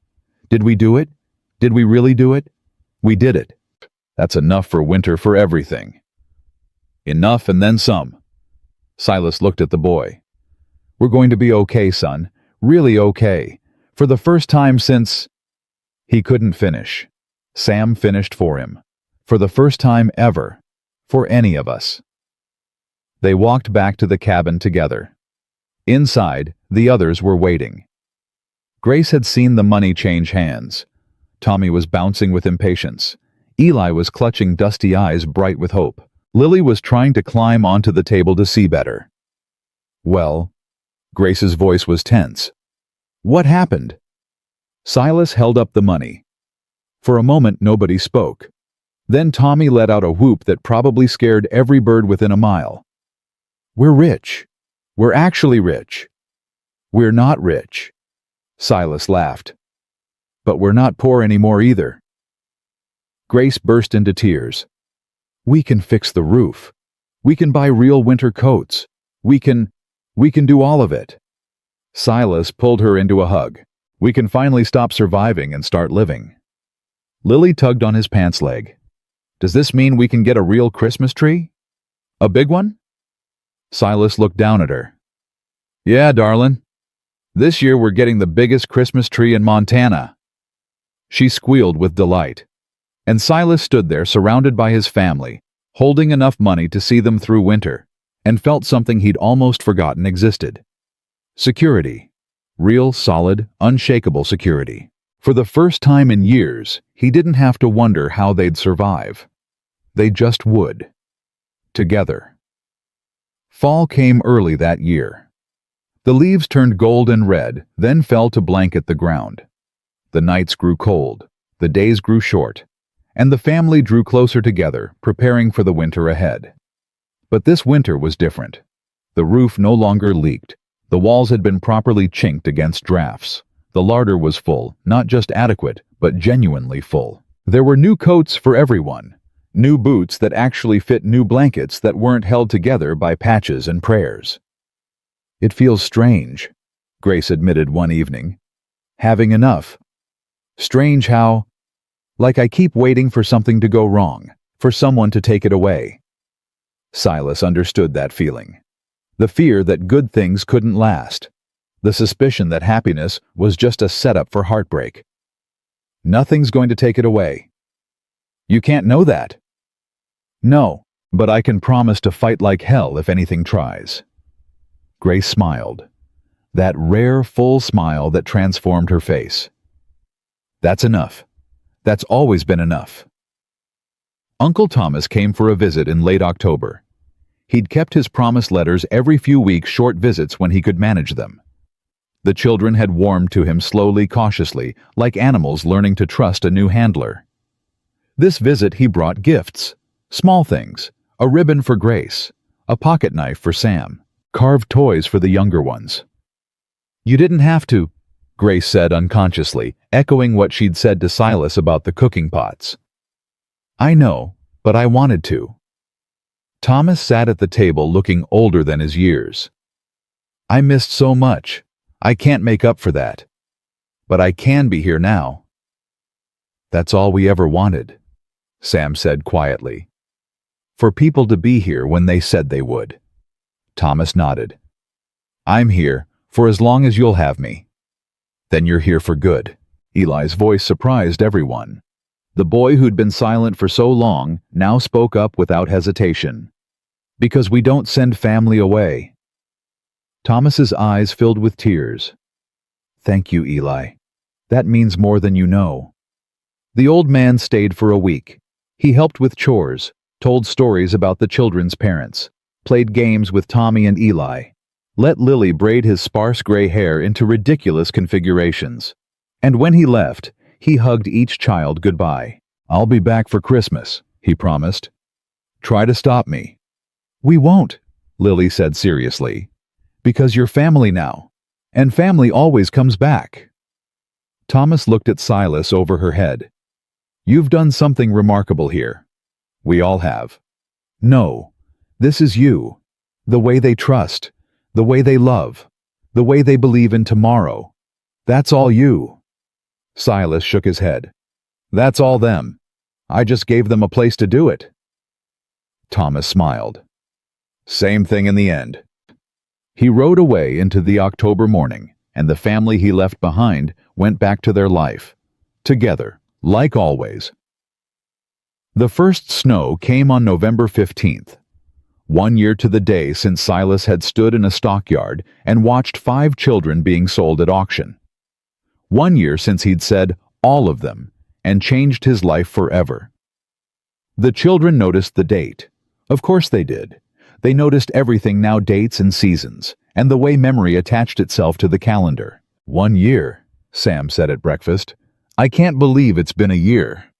Feels longer, Tommy said around a mouthful of biscuit. Feels shorter, Grace countered. Like we just got here yesterday. Both, Eli offered. Feels like both. Lily looked confused.